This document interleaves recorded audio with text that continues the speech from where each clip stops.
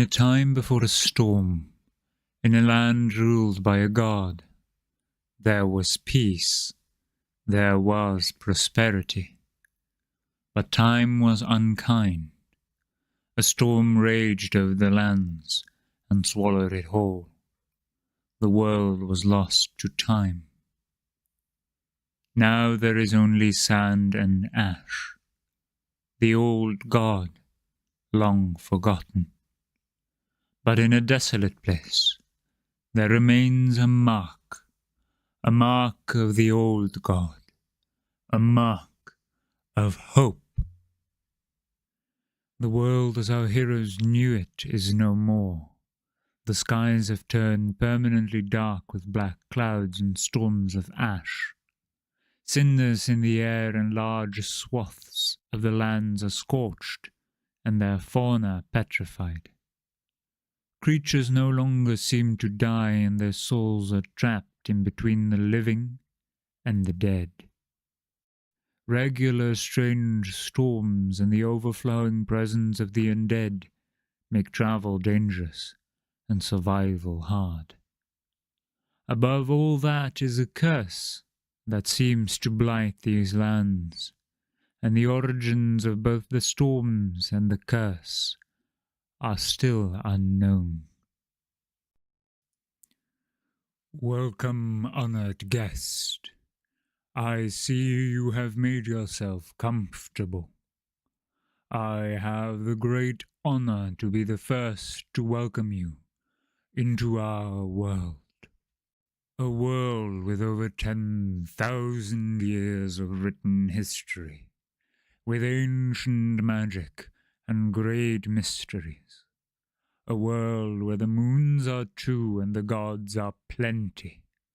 A world with dangers and opportunities, but not always in equal measure. A world of the mind of the Creator, where his children roam and our heroes have to survive, or perhaps even thrive. As we will all follow their journey together, let's have them introduce themselves. Meekovaden, welmet. I am Egerwijn Emdir, proud inheritor of the most ancient bloodlines of this land. I believe that within the blood of my kin, the elves, lies the divine spark that birthed the gods. Over the past decades I have pursued these secrets, practicing alchemy and bloodcraft even when that meant exile. I long to return to my tribe that populate the grasslands of Therian, and with my findings unlock the true potential of elfenkind. That I've been transported a complete elven lifetime into a grim future is a hindrance, but one I can surely overcome. Waggy is the happy-peppy airhead hippo of the group. As far as Waggy knows, he was born in this world, and thus he sees this as his home. His family told Waggy that they originally came from a place called the Lonely Plains, and that they got pulled into this world thanks to a great war. His fellow hippos wanted to go back home, so they trained to become strong and be safe on their journey back home. However, Waggy did not want to train. He often slacked off and would rather sing songs, make music, or tell stories he heard or made up on the spot. One day, Waggy got sent out to look for food and water, and thus he kept walking and walking until he stumbled and came across the rest of the group. Hi, my name is Moloko. I'm an Arakocra ranger.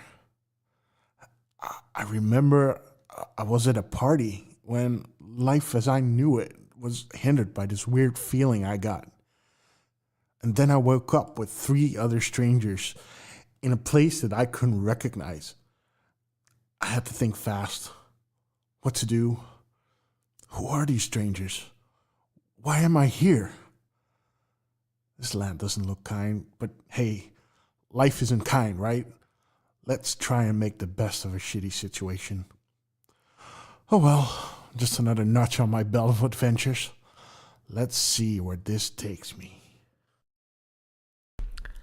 Hi, my name is Baron Stoneface. Sorry, was Baron Stoneface. It's Riz. I'm a librarian and was recently just putting some books away in my personal library when I spotted some of my dad's research. I haven't seen him in so long and I dearly miss him. The pendant he gave me has been cold and lifeless for years. I started tearing up a little bit, honestly. I tried to blink away the tears as I grabbed his notes, but as I did, reality started to warp? I saw my library, my home, and everything I had tear away, smear across my vision and dissipate. In a panic, I changed from my true form into the author, Baron Stoneface, a dwarf who wrote Enduring Polite Society, Table Manners for Dwarves. It's a great read, honestly. I woke up in a crater in a different world, with 3 kind strangers. My pendant was warm to the touch. What in Ioun's name is going on? In a time before a storm, in a land ruled by a god, there was peace, there was prosperity. But time was unkind. A storm raged over the lands and swallowed it whole. The world was lost to time. Now there is only sand and ash, the old god, long forgotten. But in a desolate place, there remains a mark of the old god, a mark of hope. The world as our heroes knew it is no more. The skies have turned permanently dark with black clouds and storms of ash. Cinders in the air and large swaths of the lands are scorched, and their fauna petrified. Creatures no longer seem to die, and their souls are trapped in between the living and the dead. Regular strange storms and the overflowing presence of the undead make travel dangerous and survival hard. Above all that is a curse that seems to blight these lands, and the origins of both the storms and the curse are still unknown. Welcome, honored guest. I see you have made yourself comfortable. I have the great honor to be the first to welcome you into our world. A world with over 10,000 years of written history, with ancient magic and great mysteries. A world where the moons are 2 and the gods are plenty. A world with dangers and opportunities, but not always in equal measure. A world of the mind of the Creator, where his children roam and our heroes have to survive, or perhaps even thrive. As we will all follow their journey together, let's have them introduce themselves. Megovaden, Welmet. I am Egerwain Emdir, proud inheritor of the most ancient bloodlines of this land. I believe that within the blood of my kin, the elves, lies the divine spark that birthed the gods. Over the past decades I have pursued these secrets, practicing alchemy and bloodcraft even when that meant exile. I long to return to my tribe that populate the grasslands of Aetherion, and with my findings unlock the true potential of elfin kind. That I've been transported a complete elfin lifetime into a grim future is a hindrance, but one I can surely overcome. Waggy is the happy peppy airhead hippo of the group. As far as Waggy knows, he was born in this world, and thus he sees this as his home. His family told Waggy that they originally came from a place called the Lonely Plains, and that they got pulled into this world thanks to a great war. His fellow hippos wanted to go back home, so they trained to become strong and be safe on their journey back home. However, Waggy did not want to train. He often slacked off and would rather sing songs, make music, or tell stories he heard or made up on the spot. One day, Braggy got sent out to look for food and water, and thus he kept walking and walking until he stumbled and came across the rest of the group. Hi, my name is Moloko. I'm an Arakakra ranger. I remember I was at a party when life as I knew it was hindered by this weird feeling I got. And then I woke up with 3 other strangers in a place that I couldn't recognize. I had to think fast. What to do? Who are these strangers? Why am I here? This land doesn't look kind, but hey, life isn't kind, right? Let's try and make the best of a shitty situation. Oh well, just another notch on my belt of adventures. Let's see where this takes me. Hi, my name is Baron Stoneface. Sorry, was Baron Stoneface. It's Riz. I'm a librarian and was recently just putting some books away in my personal library when I spotted some of my dad's research. I haven't seen him in so long and I dearly miss him. The pendant he gave me has been cold and lifeless for years. I started tearing up a little bit, honestly.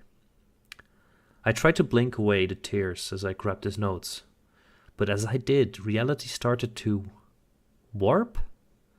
I saw my library, my home, and everything I had tear away, smear across my vision and dissipate. In a panic, I changed from my true form into the author, Baron Stoneface, a dwarf who wrote Enduring Polite Society, Table Manners for Dwarves. It's a great read, honestly. I woke up in a crater in a different world, with 3 kind strangers. My pendant was warm to the touch. What in Ioun's name is going on? In a time before a storm, in a land ruled by a god, there was peace, there was prosperity. But time was unkind.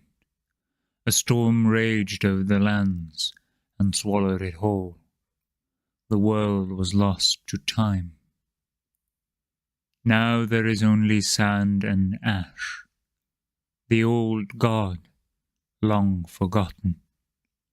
But in a desolate place, there remains a mark of the old god, a mark of hope. The world as our heroes knew it is no more. The skies have turned permanently dark with black clouds and storms of ash. Cinders in the air and large swaths of the lands are scorched, and their fauna petrified. Creatures no longer seem to die, and their souls are trapped in between the living and the dead. Regular strange storms and the overflowing presence of the undead make travel dangerous and survival hard. Above all that is a curse that seems to blight these lands, and the origins of both the storms and the curse are still unknown. Welcome, honored guest. I see you have made yourself comfortable. I have the great honor to be the first to welcome you into our world. A world with over 10,000 years of written history, with ancient magic and great mysteries. A world where the moons are 2 and the gods are plenty. A world with dangers and opportunities, but not always in equal measure. A world of the mind of the Creator, where his children roam and our heroes have to survive, or perhaps even thrive. As we will all follow their journey together, let's have them introduce themselves. Megovaden, Welmet. I am Egerwain Emdir, proud inheritor of the most ancient bloodlines of this land. I believe that within the blood of my kin, the elves, lies the divine spark that birthed the gods. Over the past decades I have pursued these secrets, practicing alchemy and bloodcraft even when that meant exile. I long to return to my tribe that populate the grasslands of 8th Therian, and with my findings unlock the true potential of elfenkind. That I've been transported a complete elven lifetime into a grim future is a hindrance, but one I can surely overcome. Waggy is the happy-peppy airhead hippo of the group. As far as Waggy knows, he was born in this world, and thus he sees this as his home. His family told Waggy that they originally came from a place called the Lonely Plains, and that they got pulled into this world thanks to a great war. His fellow hippos wanted to go back home, so they trained to become strong and be safe on their journey back home. However, Waggy did not want to train. He often slacked off and would rather sing songs, make music, or tell stories he heard or made up on the spot. One day, Waggy got sent out to look for food and water, and thus he kept walking and walking until he stumbled and came across the rest of the group. Hi, my name is Moloko. I'm an Aarakocra ranger. I remember I was at a party when life as I knew it was hindered by this weird feeling I got. And then I woke up with 3 other strangers in a place that I couldn't recognize. I had to think fast. What to do? Who are these strangers? Why am I here? This land doesn't look kind, but hey, life isn't kind, right? Let's try and make the best of a shitty situation. Oh well, just another notch on my belt of adventures. Let's see where this takes me. Hi, my name is Baron Stoneface. Sorry, was Baron Stoneface. It's Riz. I'm a librarian and was recently just putting some books away in my personal library when I spotted some of my dad's research. I haven't seen him in so long and I dearly miss him. The pendant he gave me has been cold and lifeless for years. I started tearing up a little bit, honestly. I tried to blink away the tears as I grabbed his notes, but as I did, reality started to warp? I saw my library, my home, and everything I had tear away, smear across my vision and dissipate. In a panic, I changed from my true form into the author, Baron Stoneface, a dwarf who wrote Enduring Polite Society, Table Manners for Dwarves. It's a great read, honestly. I woke up in a crater in a different world, with 3 kind strangers.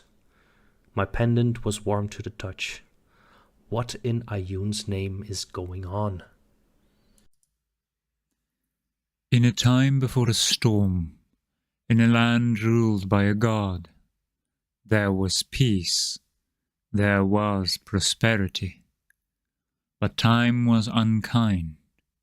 A storm raged over the lands and swallowed it whole.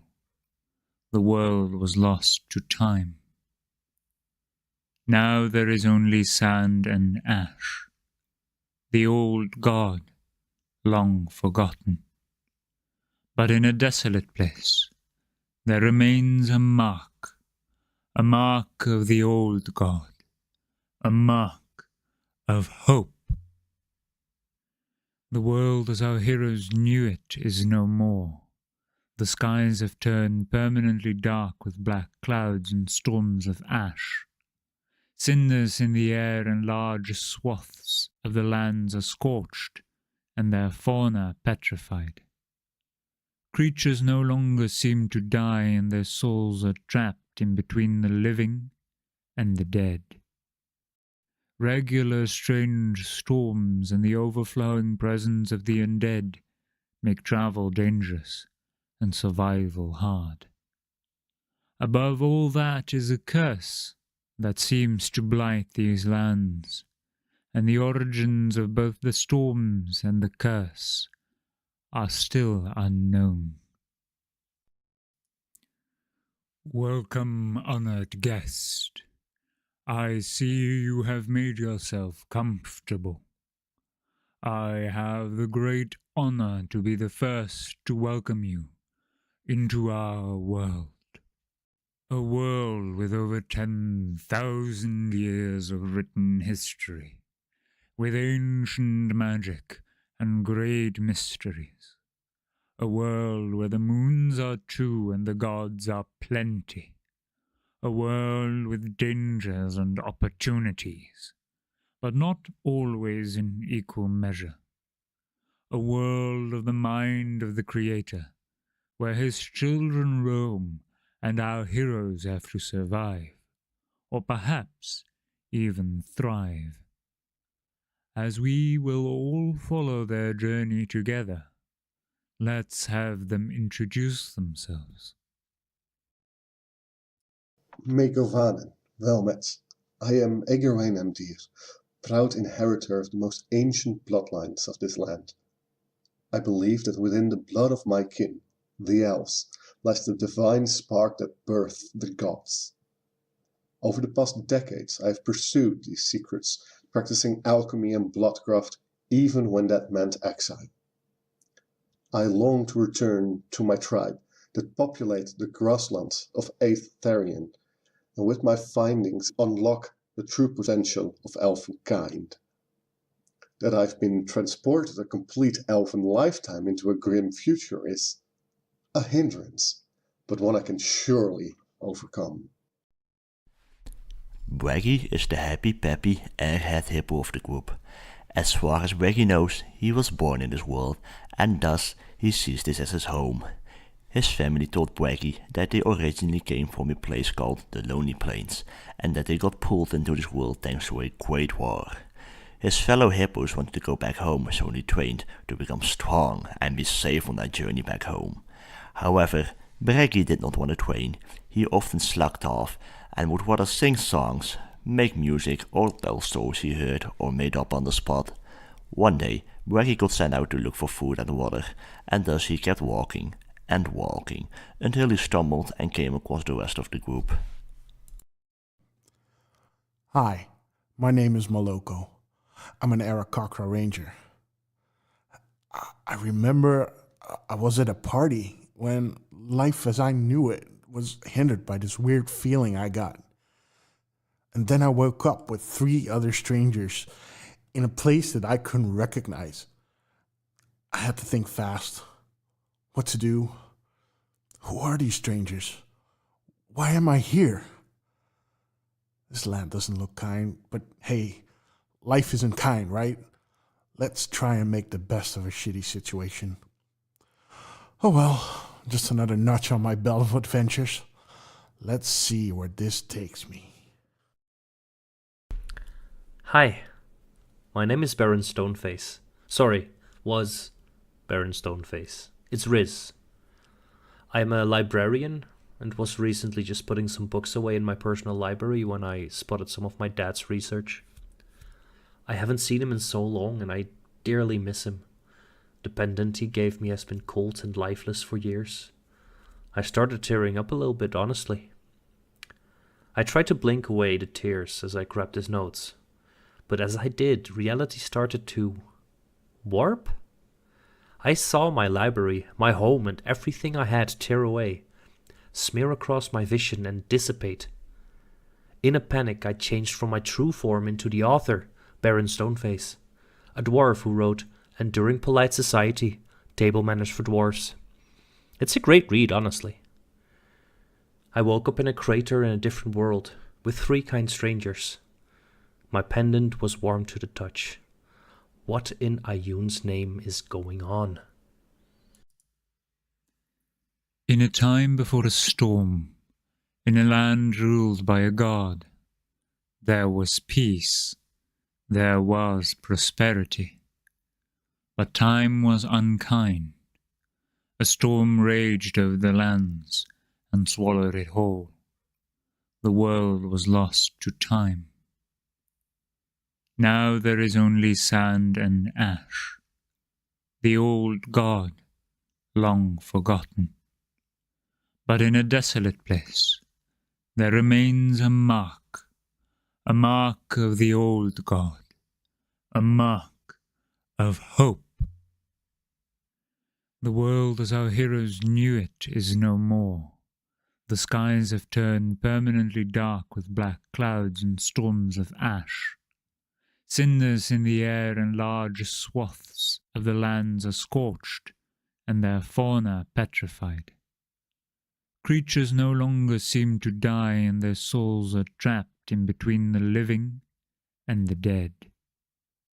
Regular strange storms and the overflowing presence of the undead make travel dangerous and survival hard. Above all that is a curse that seems to blight these lands, and the origins of both the storms and the curse are still unknown. Welcome, honored guest. I see you have made yourself comfortable. I have the great honor to be the first to welcome you into our world. A world with over 10,000 years of written history, with ancient magic and great mysteries. A world where the moons are two and the gods are plenty. A world with dangers and opportunities, but not always in equal measure. A world of the mind of the Creator, where his children roam and our heroes have to survive, or perhaps even thrive. As we will all follow their journey together, let's have them introduce themselves. Meekovaden, welmet. I am S1E22, proud inheritor of the most ancient bloodlines of this land. I believe that within the blood of my kin, the elves, lies the divine spark that birthed the gods. Over the past decades I have pursued these secrets, practicing alchemy and bloodcraft even when that meant exile. I long to return to my tribe that populate the grasslands of Pffieuw, and with my findings unlock the true potential of elfin kind. That I've been transported a complete elfin lifetime into a grim future is a hindrance, but one I can surely overcome. Waggy is the happy peppy airhead hippo of the group. As far as Waggy knows, he was born in this world, and thus he sees this as his home. His family told Waggy that they originally came from a place called the Lonely Plains, and that they got pulled into this world thanks to a great war. His fellow hippos wanted to go back home, so they trained to become strong and be safe on their journey back home. However, Waggy did not want to train. He often slacked off and would rather sing songs, make music, or tell stories he heard or made up on the spot.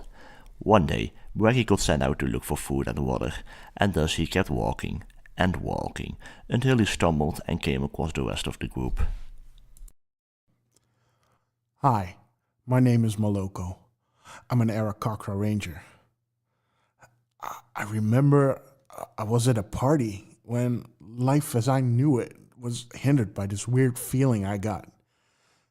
And then I woke up with 3 other strangers in a place that I couldn't recognize. I had to think fast. What to do? Who are these strangers? Why am I here? This land doesn't look kind, but hey, life isn't kind, right? Let's try and make the best of a shitty situation. Oh well, just another notch on my belt of adventures. Let's see where this takes me.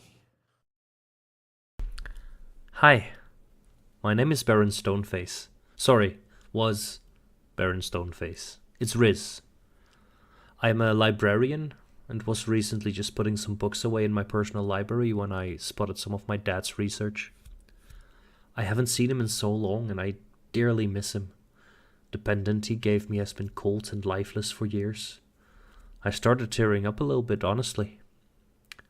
I tried to blink away the tears as I grabbed his notes, but as I did, reality started to warp?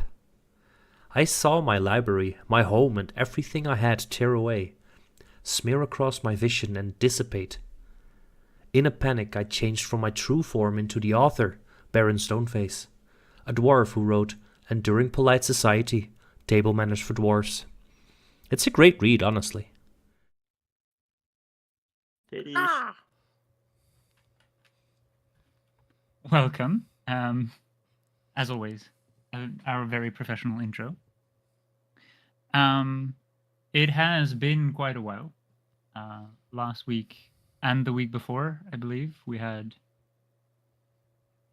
personal issues, or there was something. I don't remember. No, the week before we did another thing. Yeah, we did. What was it? Once human again. Once human. Yeah. Last week we couldn't be there. Very sorry. This week we're back with the campaign. Yay. Everyone is here. For one time only. Yeah, probably. Right. Next week is Two some people's of them vacation. are on vacation. Yeah. How dare If I they? remember correctly, we were gonna do one shots twice in a row, right? Or we might. We might, sure. Whatever happens, happens. But this week, today, we will have the campaign. We will continue where we left off, which was in a cave after they fought some kind of eldritch tentacled monster that came out of a portal. As far as they are aware, maybe. As far as they are aware, it was a large eyeball of some kind with just a tangled mass of green tentacles that, I don't want to be rude, yeah. but the thing before that, we had problems with sound. So there's 2 episodes Oh. we need to explain. Yeah. The episode before that, you had made your way. Oh yeah, go. That's like Yeah. 6 weeks ago or something. Yeah, something like that. Well, what happened was we went into the sigils to jump, and first we went to the front where we killed the other tentacle monsters, and then we got back again, and then we got sent back to the place where we fought the shadow dragon. You came to a very familiar room, which is the room with the 4 doors, the hallway, which was the core of the illusory world, which Riz handily and easily shattered by contacting Moloko, who was the last one who was trapped in it. What spell was that again? Message? Eldritch Blast, Message. which is very good because I'm not even a warlock. I'm just that talented. Yeah. Which did do something very incredible to Bragi's illusory chair. Became an actual mangled mess of reality. Modern art. Yes. Oh, yeah. However, indeed, after you teleported around and came to this, back to this ruins, which were very likely ancient elven ruins, or maybe even that of the progenitors of the elves, the ones that came from the Fey realm. You made your way back out through the door, the silver door that you wanted to steal. Riz found a pouch of dust in a small golden chest. This dust is extremely valuable, but also probably a bit dangerous to use. It tastes Riz, empowered simply by inhaling some of the dust from opening the pouch, emboldened more than empowered, tried to ascertain all information about Ayun, the goddess of knowledge herself, which went well. The only thing left in that room of Riz were his boots, which themselves were acting quite strange. They drew a magic circle on the ground, and after a moment,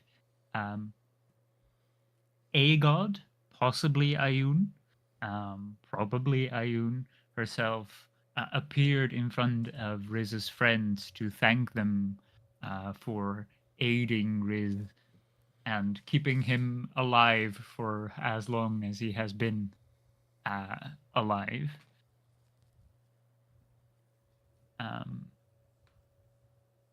You then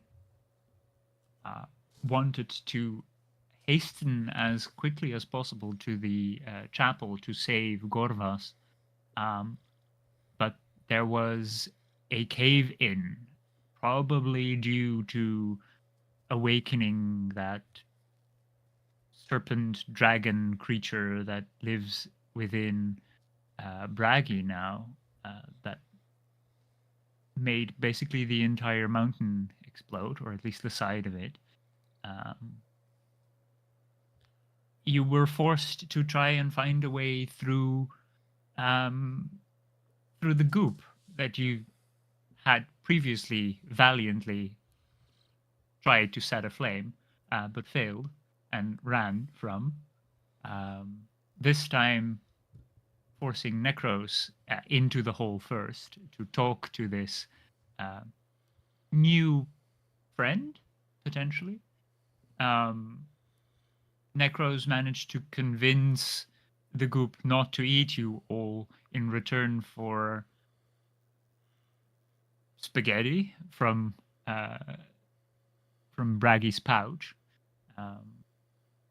And Braggy managed to make a tiny friend. A small part of the goop separated itself and latched onto Braggy, forming a sort of armor around Braggy's torso. You were sprung by a mechanical spider, had a sort of furnace-like stomach that spewed fire everywhere. Quite a few of you were scorched, I believe, but Braggy had the brilliant idea to let the goop fight the spiders rather than you yourselves. And you managed to continue deeper into the cave, where you eventually fought that tentacled mass. And you managed to survive, barely. Braggy lost quite a lot of intelligence, and we will find out if Braggy has regained that intelligence. Intelligence, wisdom, and charisma, I believe. Does that mean we ended up starting a long rest, or I don't remember? You ended up finishing a long rest by the point we begin. But Braggy, you have not regained your lost stats. Yeah, I'm used to it at this point. How are you feeling, Braggy? I'm doing fine. The usual. Okay, cool. That's good to hear. You win some, you lose some. What's our next step? What do we do? Well, I still have to get the fuck over to the other side of the cliff. Oh right, we're screaming this at each other. Yeah. Can you please stop screaming? My head hurts. Oh. Let's not start talking about real life. Just make it unheard.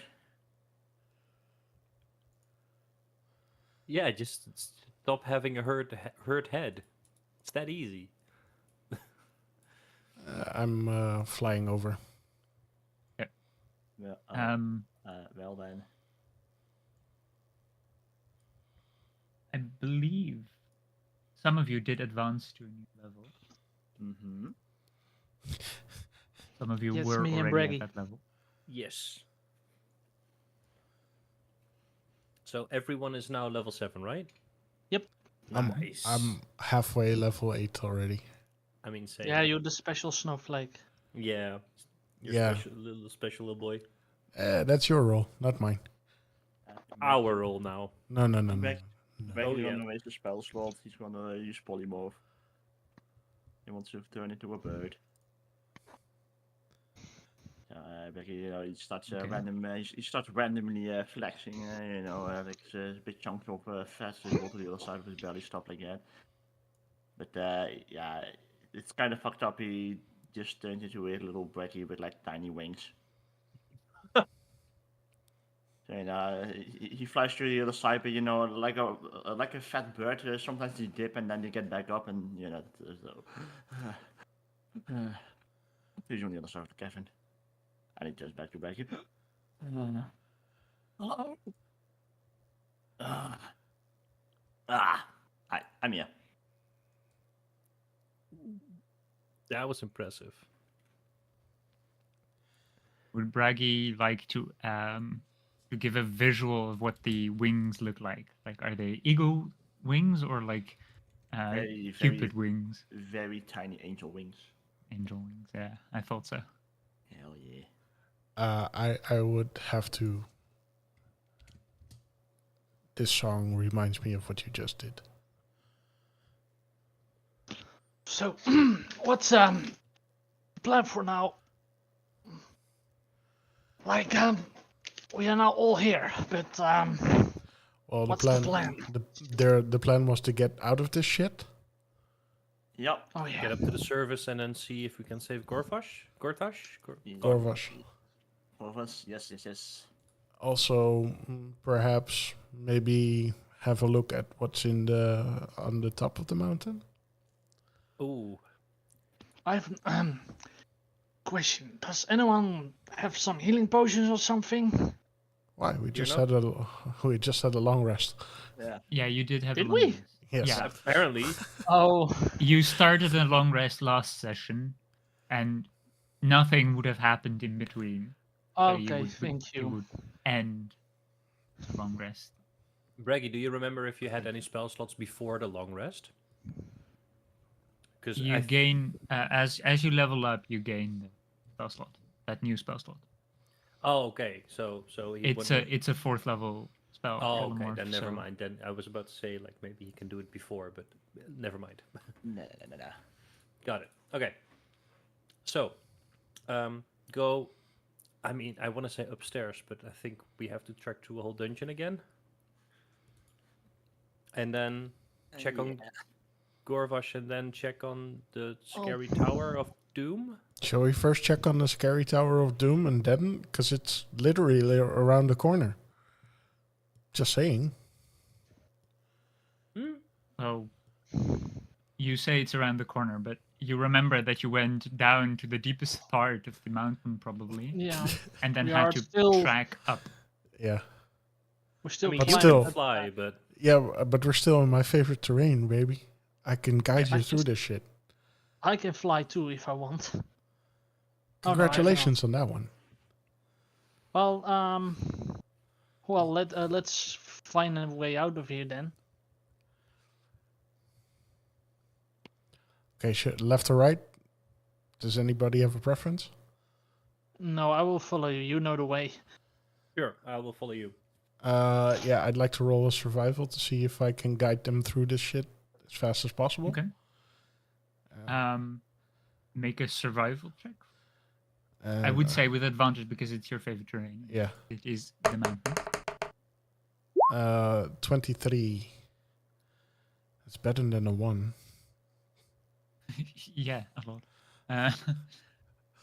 You strangely, you do not feel fresh air from either. Okay. It's probably a long while before you can actually exit again, but you do see that the left path, which all the corpses are in front of, the skeletons, is a lot more trodden than the right path. You're not sure if that means that it's more dangerous if there are corpses in front of it, but you guess that the right path will just lead you to a dead end.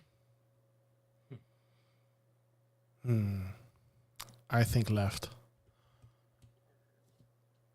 Okay. Okay. Let's go left. I do not have a map of this region, but you come through a long, winding corridor. It's clearly mined. These caves are not natural. They were made by hand. At first, the first part was very natural caves. But the further you go, the more clear it is that it has been carved into the mountain. And at some point, you come into a large circular space. And in the middle, not too far from the entrance, but in the middle of this space, is a grave, or maybe just a stone slab.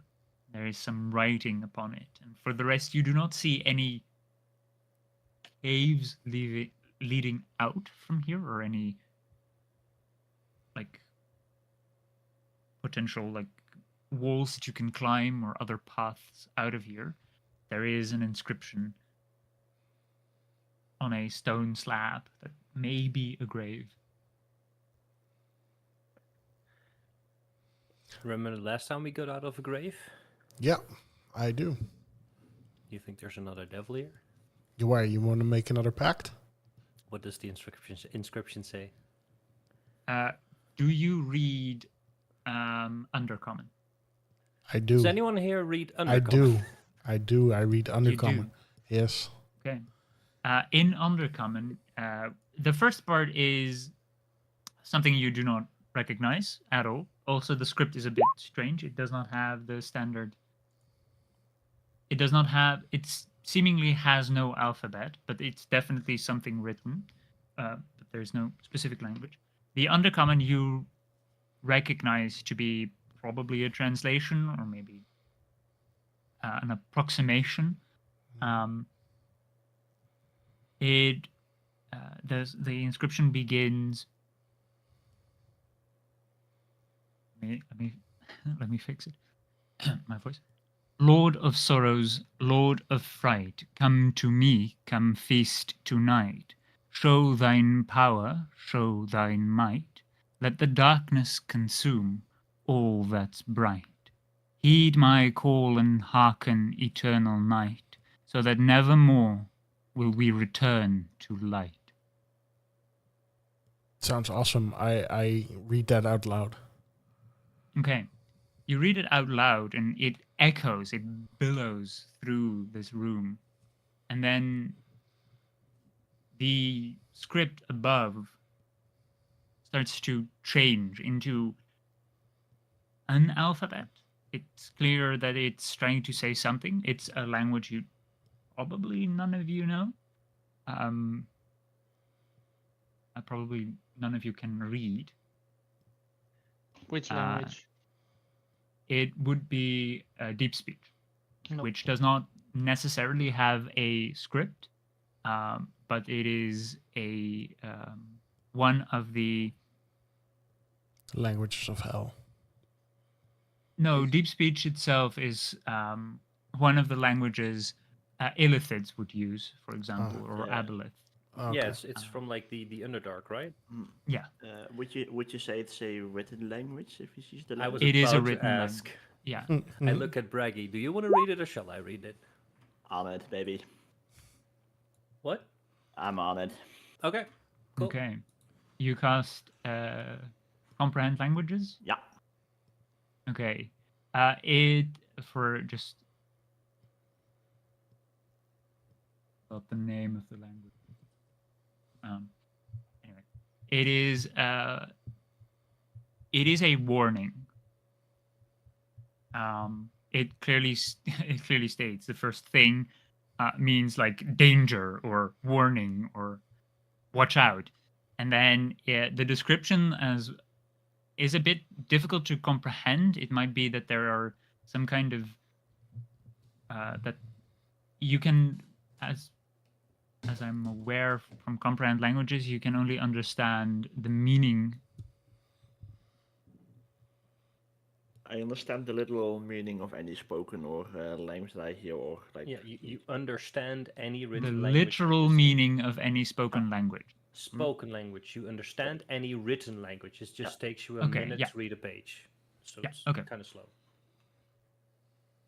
Then in that case, you would understand that is you can't translate it. There is no way for you to translate it. But what you do comprehend from it is that this is an entrance or an exit to the world beneath, which in its literal meaning, that is in its literal meaning, but what you would probably be able to comprehend as the Underdark.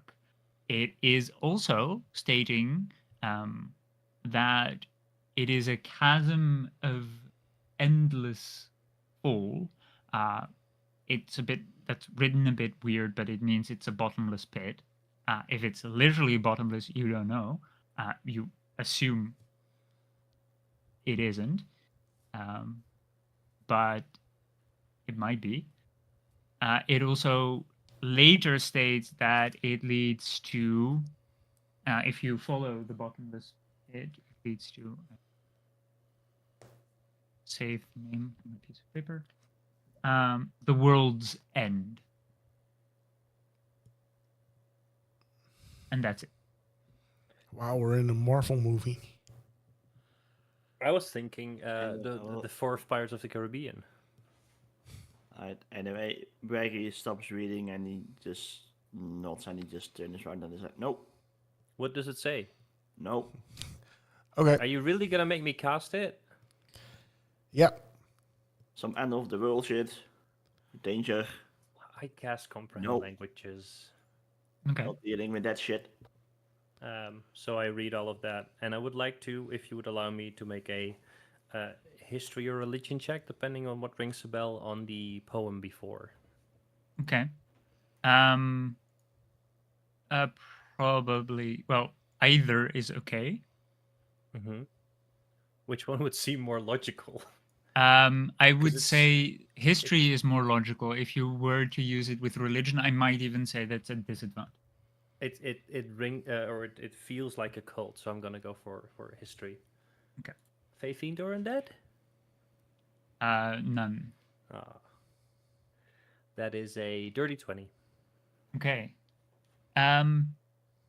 You have toiled over many pages of different, like, cult-like entities. Mainly what comes in to mind is whatever you had read in the library of your friend, the Merchant King. Right. How can I forget? My own little child. But Got yeah, name in here his somewhere, library. but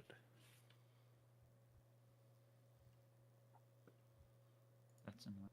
it's okay. What does it remind me from his library of? What did I read there? It reminds you strongly of a belief, maybe a religion, maybe simply a cult, or maybe a myth that was told in the continent to the west, is known, which has no name in this world, or at least is not quite. There is no specific name to it. It's often called the West Continent. Sorry, I say that wrong. It's the East Continent. Okay. The continent to the east, also known as the East Continent. More. Sorry. No. Some people call it Mun, M-U-N, but it's not That's just a name to call it rather than the name which it's known by. It is a myth that is proclaimed there, that is believed in, maybe even, or it's maybe the origin of that continent, and it talks about the Lord of Sorrows, which this poem starts with. It is a figure of tremendous power that rules over more than half of that continent, or at least that is the myth. Allegedly, okay. Allegedly. Since there hasn't been any contact with the East Continent, as far as you know, dating back to thousands of years, and since it is impossible for any being from the Fey wild, at least, to enter the material plane in the East Continent, it is considered to be a lost continent, meaning there's probably nothing there, or it is forbidden to go there. Okay. Okay, so, and I say this out loud to the rest, and I also say the words that this is an entrance or exit to the world beneath, the chasm of endless all, a bottomless pit to the world's end. And the Lord of Sorrows rules over the continent of Mun. I would like you to roll an Arcana check as you recall the phrase that Braggy did not recall. Arcana check? Yes. An 11. Okay. You feel there is power in those words as well. If spoken with conviction, one may open this entrance, or one may pass through this entrance. Something may happen, but there might also be a secret behind the words. There might be more information to it that it is not letting you read yet. I think if we go through here, we might end up in the Lost Continent. Do y'all know about the Lost Continent, or is that like also knowledge that's not readily available? I don't know. I should know about it. Doesn't feel sound like very to- welcoming. No, but we don't know a lot about it, and I do think that if I read this again and like put some oomph in it, I could open the portal to the Underdark. But I don't know if we want to do that. Not right now. Maybe we can come back. We have other things to do. How many sidetracks do we want? But also, where do we go? Because this is a dead end, right? Is it a dead end? As far as you're aware, there is no other way out of this than the way you came from. All right. Maybe we should do some detect magicking. I don't have that. Do you have that? Let's see. As a druid, I can. I could cast the Eye of Ayun again. No, I'll just do it. I'll cast detect magic ritually. Also, the name of the guy was Golder, right? Golder Benarian? Yeah. Benarian? Benarian. Yeah. Yes. Indeed. That scratched my brain. I had to look it up. You cast detect magic, and you feel a very potent magic, which seems to be abjuration in nature, from the plaque or the steel, the stone that is inserted in the ground here. For the rest, you do not sense any magic. It's not. There's nothing.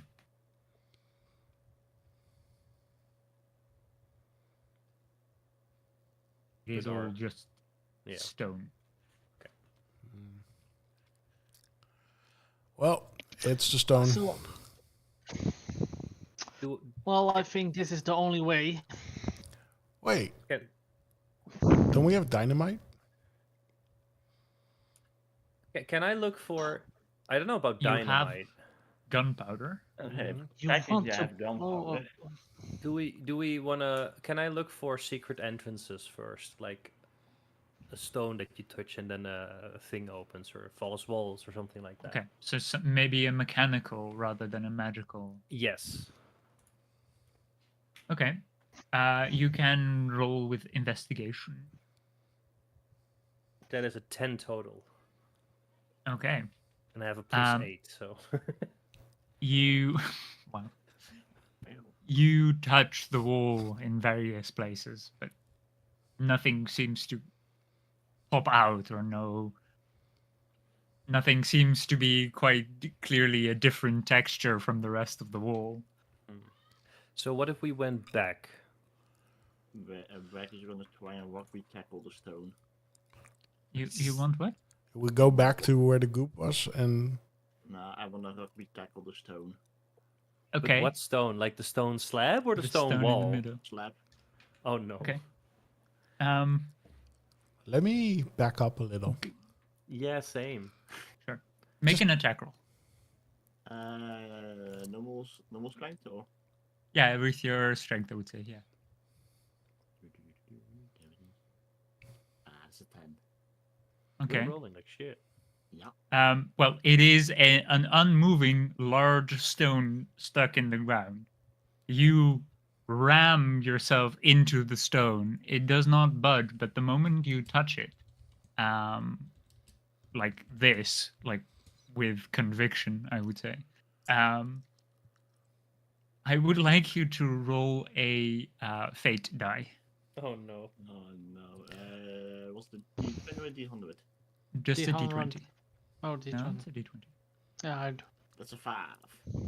Okay. You just body slam this stone, this upright stone, and very briefly you get the feeling that it budges, but it's not that it budged. You were moved, and you're just floating momentarily, like in a cartoon. Mhm. There is suddenly no ground beneath you, and you feel your feet are just lacking surface. And after a brief moment, you just lunge. The rest of you, you see the entire room. The ground suddenly just vanishes. Oh no. Oh shit! Oh no. And Even- you're all starting to fall. Oh god. As soon as I start to realize I'm falling, I'll flap my wings. Okay. It'll take a few seconds, but I'll get there. Yeah. Yeah. You pretty quickly catch up. You just get yourself to levitate, and you are just circling in this massive chasm that just goes straight down, and there is nothing visible beneath. It's all pitch black. Oh shit! The rest of you, you are falling rapidly. You feel too rapidly. I was at the wall. Are you gonna? Can I try to hold on? Sure, I will allow you to try make a dexterity saving throw to try and catch the wall. Holding yourself 15. up. I would say that is not enough. Oh, this is a fuck. pretty difficult situation you found yourself in. Suddenly lacking a floor. You also start to slide, but you're just at first you're sliding across the wall, so you're falling a lot slower than the rest. They are rapidly accelerating, like way faster than terminal velocity should accelerate them, or It's gravity pitch should black. accelerate. Is it pitch black for them or for everyone? For everyone, you as well. It's you can see Even the even others tiny that are hole? falling with you, like right next to you, but you cannot see the definition of the wall. You cannot Yeah, okay. see if there is a bottom. But I can still see them. Okay, that's Yes. good. That's good to know.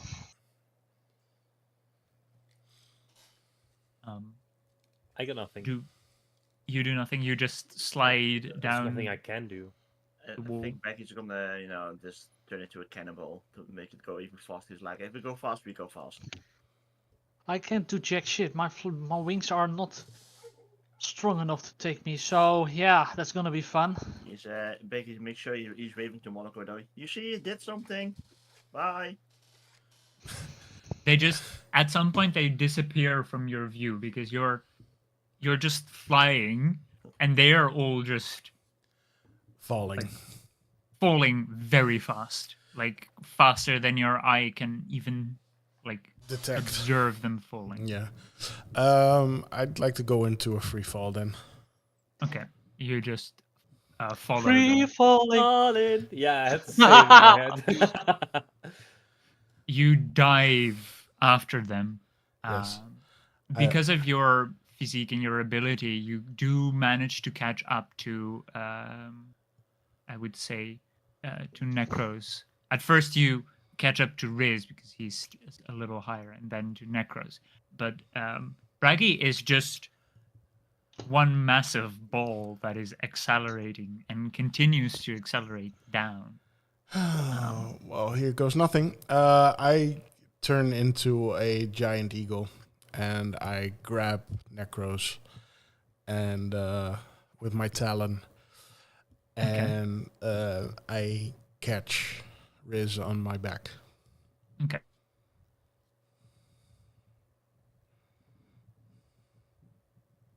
Grows safely on his shoulders, probably to pitch him up. Yep.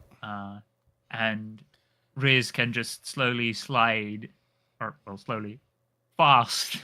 But as you're also descending still, you catch up to each other. And he can just leap onto your back. I will shape change so that I'm considered a small creature. Okay.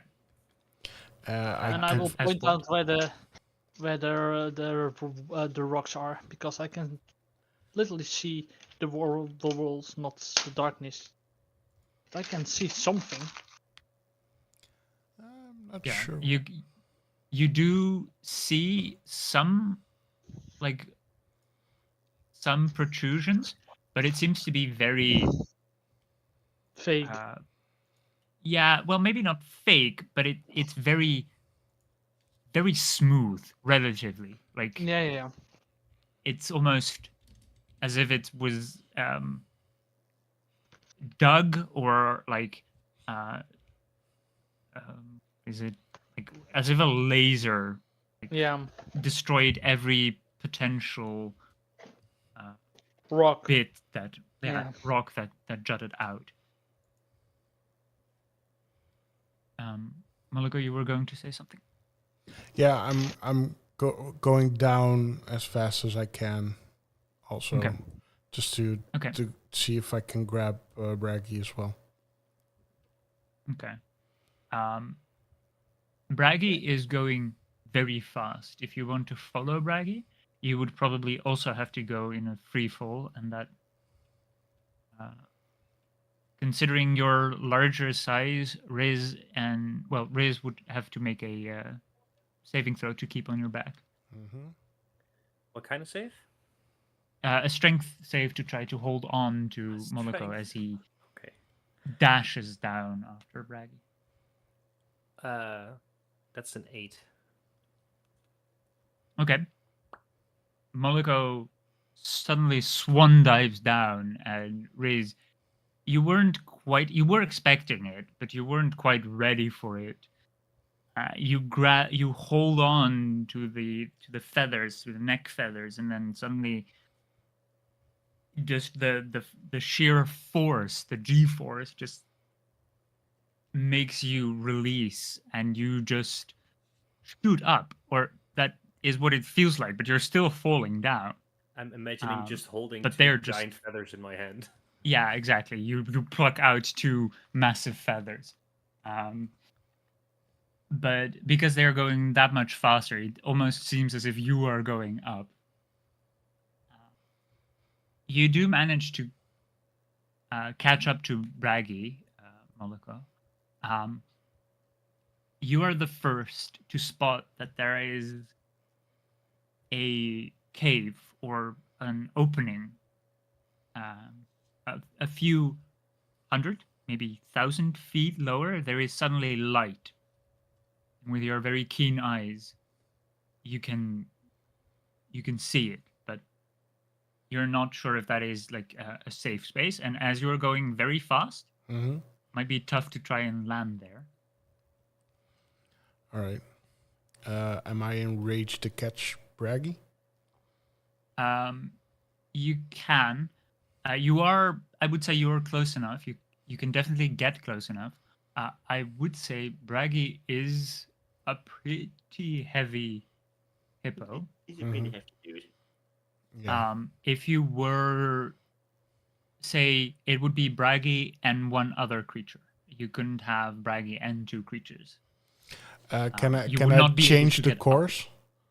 Like, can I? Change the course. Yeah. So, like, can I slow him down just enough so that it doesn't hurt as much? You can definitely try. You can like grab onto him and try to like act as a brake to him. Yeah. Force up. You can definitely try. Definitely, as Riz is not on your back, you're not also having to push up another weight. Reggie wants to do something, but never mind, I guess. I have an idea. What does Braggy want to do? No, Reggie's not gonna say anymore. I have an idea for when I'm about to splat as well, so let me know when that's gonna happen. You're not going to Yeah. splat. It's a Oh. cave in the side. It just goes down, Oh. but it's a cave in the side, and it's probably maybe the first, maybe the last. Maybe you're just falling forever if you're not able to grab this. Considering the words that you have read, that it is a never-ending chasm. Maybe. You will not splat as of yet. You have not seen a bottom. I think what I would. I have a question about the situation. Can you read it real quick?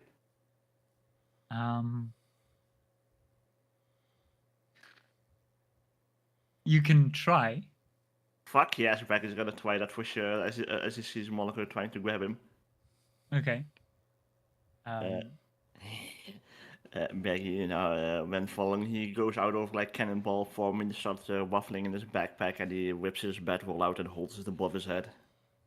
Parachute. Fuck yeah. I would say make an acrobatics check. This is mid-air trying to gain. Yeah, it's totally fair. That's a 22. Okay, that's pretty good. Though you are still falling, you are definitely slowing down a lot. And Moloko had not been expecting this and trying to catch up to you, trying to Hey, where you going?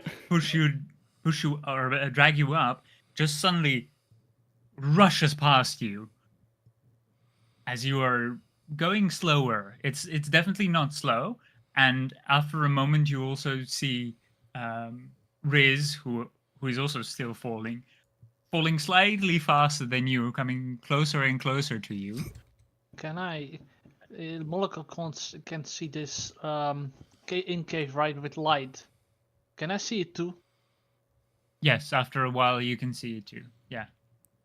Yeah. Moloko, please try me to throw it. Yeah, that's what I was going to do. I wanted to throw you in there. Yes, sure. Okay. You're getting closer and closer, and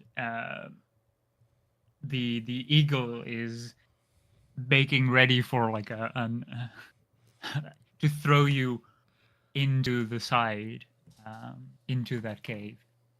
I would like the eagle, or what did you say that you were? Yeah, giant eagle. Giant eagle. I would like you to roll a strength check as a sort of a ranged attack, but then strength because you're trying to fling them. Let's see. Wait. Do-do-do. I will stabilize me with my bone wings to stabilize. Yes. Okay. I have a +3 as a giant eagle, so that's a 13 instead of a 12. Okay. You fling him into that direction. I would like Necrose to roll an acrobatics check to try and glide on featherless wings as close as possible towards this cave. Because if you do nothing, you're not going to make it. That's a 21.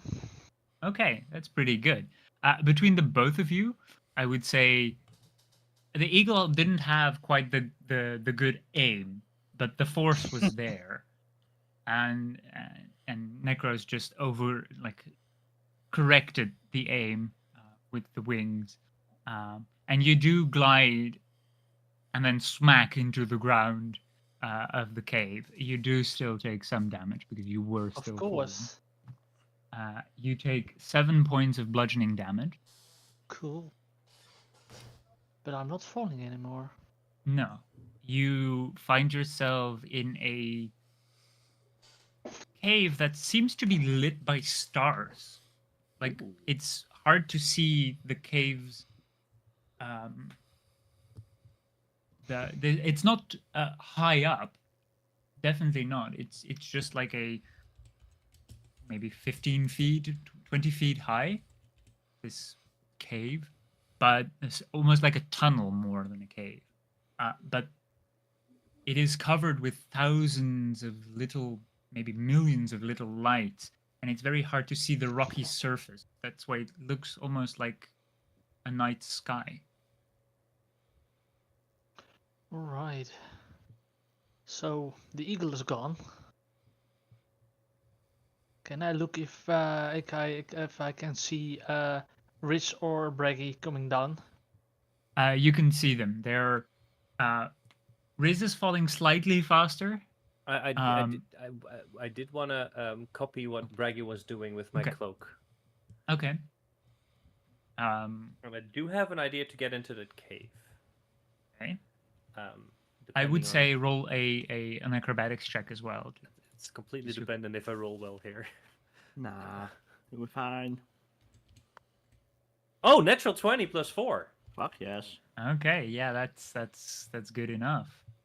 Um, You start almost like Batman with his Like gliding down. yeah, instead of gliding falling. down instead of falling. I have two ideas, whichever one sounds more logical to you, DM. Okay. Either use the gliding to try and glide in the direction of the cave to see if I can, glide into it. Or if that would be way too hard, because I can imagine that, try to get close to the wall of the pit, I guess, and see if I can use my legs to jump off the side of the pit towards the Hand of Necrose. yeah. Okay. The the diameter of the pit is like Enormous. several 100 feet, Oh yeah, right. which fuck. is a bit much to jump. But you can definitely try to glide. You do have forward momentum now because you're actually gliding. Mhm. Something that Braggy lacks. Braggy is slowly falling, but does not have any way of maneuvering, considering the mass is just all the way near the belly. All the way This down. is just Call down. it a low center of gravity. Yeah, but you can definitely try. I would say because you rolled a natural 20, we go off of that roll, and you just slowly glide in circles first to slow down your descent as much as possible, and then just veer off using your body as like the weight of your body as like the steering. You just veer to the right. flavor Yes. thingy, I will use my shape changing to make my right side or my left side slightly bigger, a little bit more mass Okay. to Yeah. give it a little bit. It's just flavor, but it sounds fun. Okay. Yeah. Yeah. You just become a bit more thick on one side. Your hip Yeah. is a bit thicker on that side. And you do glide slowly into the cave. You do not have a braking mechanism, Oh god.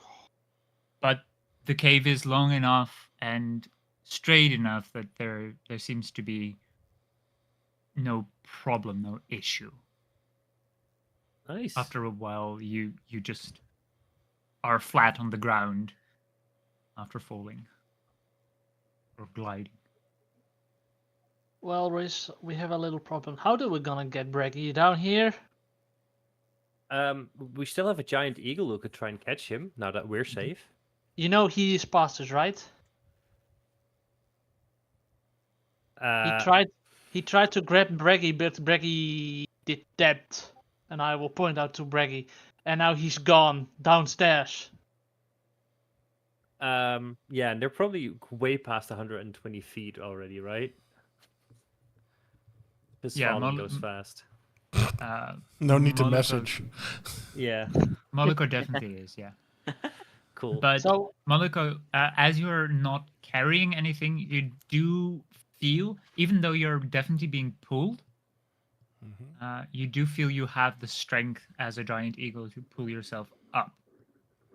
All right. It Yeah, wouldn't be fast, but you definitely can pull. I definitely want to do a 180. Okay, yeah. You fly into a just wall. End your swan dive and just go back up. Yeah. It is But- considerably less fast up. The climb is quite tiring, but it works.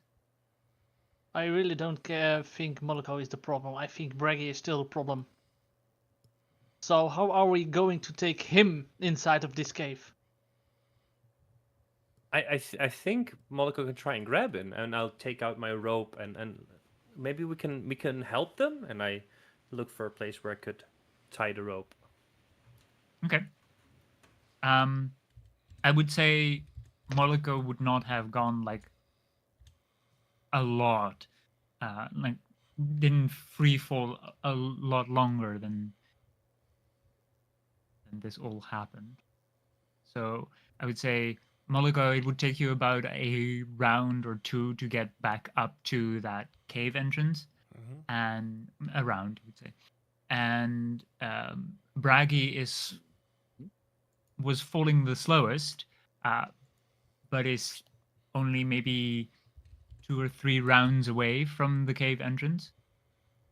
So I would say let's put a timer on it. Let's do it in sort of rounds. Everyone gets a round. It doesn't matter the order, but Well, if I can find a rock to anchor this rope, we can try to Assist. secure it and probably yeah. So that is what I do in the first round to find a. you look around, and this tunnel, it's more a tunnel than cave, is also very smooth at its edges. Something has definitely very carefully carved it out.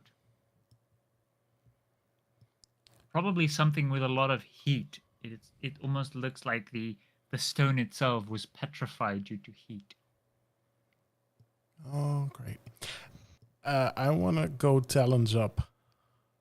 Okay. Yeah. Like the owl, yeah. Yeah. You go for the Braggy that is falling down. I would say it takes you about, if you dash to get to him, it takes you about a round to get to him. That means that you're about 1 round away from the same height as the Okay. cave. Okay. Yes, I'll dash. Okay. Does Braggy want to try anything? Do something As you stupid, can, Braggy. as you see this giant eagle with its talons first fly up towards you. How wide did you say the pit was we're falling in? Like 100 it's feet? well, it's more like 300 feet. Oh, jeez, hundreds. Yeah, Okay. hundreds of feet And wide. then the rest of my original plan is not gonna work. Bouncing off the side. And I was gonna cast Phantom Steed and put my giraffe head into the cave and then just, bungee hang. Oh, his yeah, neck, no. but never mind. My giraffe is not 300 feet wide. You were gonna dick it up it. Yep. Nice.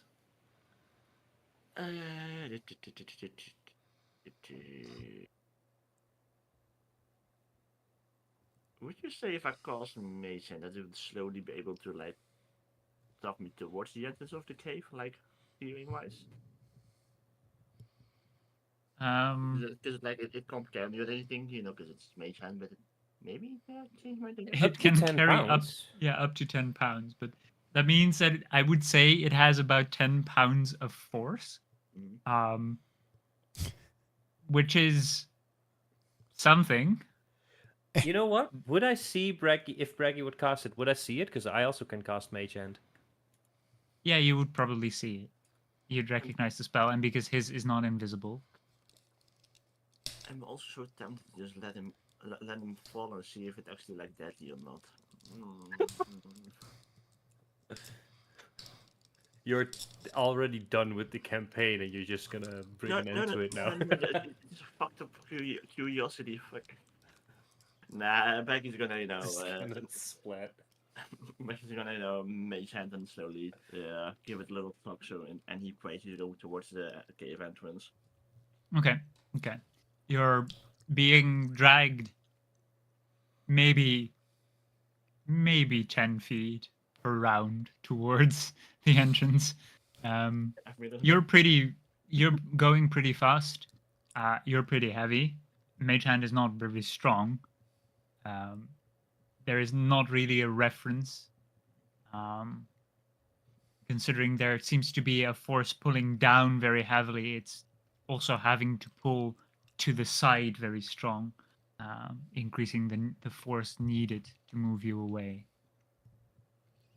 But you are moving, probably not going to make it on your own, but that's where Moloko comes in. Caw, bitch! Caw! Hello! I snatch up that little bitch in my talons.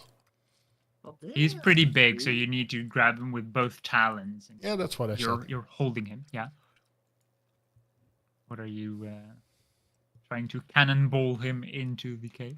Yeah. As soon as I get him, I grab him. I 180 again, and while I'm 180ing, I'm releasing into the cavern. Okay. I would say either roll with dexterity for aim or with strength for like power, like distance. I guess I'll do dexterity. Okay. There we go, 22. Okay.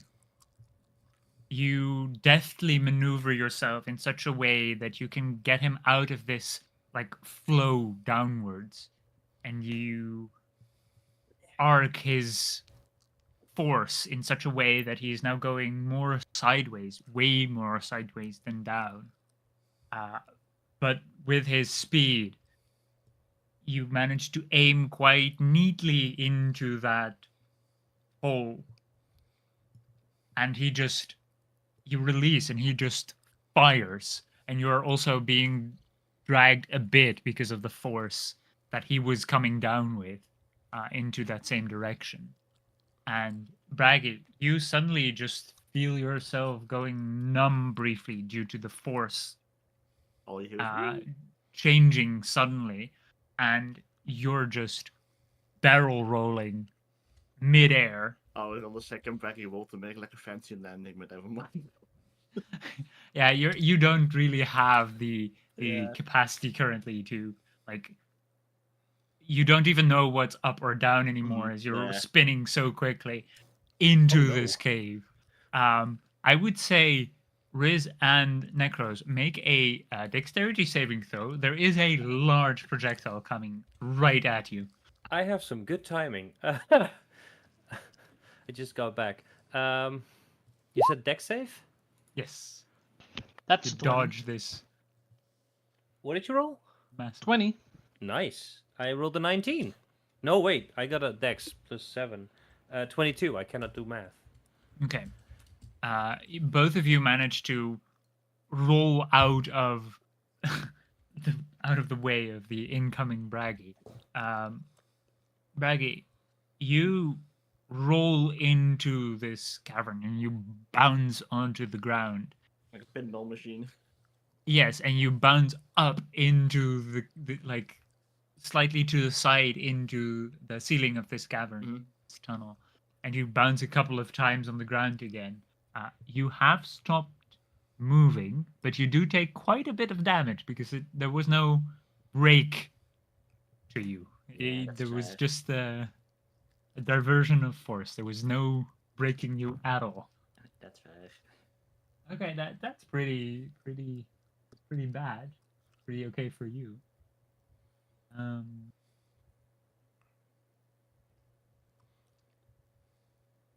That's 19 points of bludgeoning damage from the various impacts into the side of this tunnel. Alrighty. And you just come to a hole on your back, on the floor, bruised, but no longer falling. The world is spinning around. Like, you're very dizzy. Yeah, I'm gonna say you just sit there for like a good minute. Like, I feel like I just threw a bowling ball and I kind of dragged myself along with it. Mm-hmm. Yeah.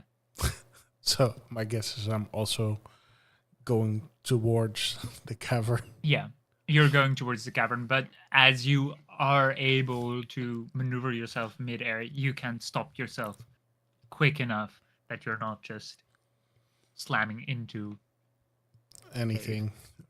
Yeah. And anyone. Yes, you are pretty big. You're a large creature or a huge creature? Let's see. Large beast. Yeah, okay, so you're at least 10 by 10. Yep. Or 10 by 10. So that means you are about half the size of this cavern. All right. You fill about half of the space. So you can comfortably maneuver, but flying might be a little difficult. Yeah, I feel as though this is the time to let go of the giant ego form. Okay. A normal Moloko appears at the edge of this tunnel, and you two can now see this glistening ceiling. You don't know where the light is coming from. You can't see because it's giving off quite a lot of light. Mm-hmm. Might be some kind of crystal, or maybe it's even some kind of magic. But the dots are very small. Must be very small things, but there are many of them. Okay, and then I'll ritually cast Detect Magic again. Okay. From them you do sense magic, but it does not have a particular school. It's just raw magic. I think Probably. it's vitamin C. fucking war. Yes. it's raw. Fucking As raw. opposed to well done. Raw magic. Are we inside of a beef Wellington right now? Mhm. It's like a whole out beef Wellington. Yes, you are. You are the beef in the Wellington. Yes, and I feel like I'm the duck cell. Yes.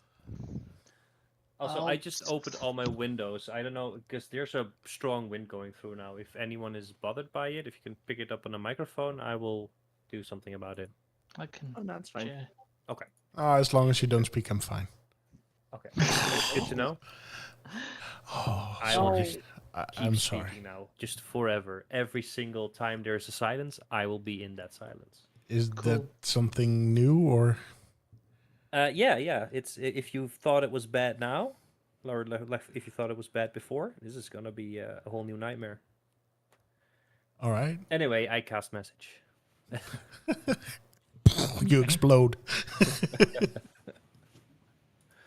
No, sorry. No, Oh fuck! I forgot your.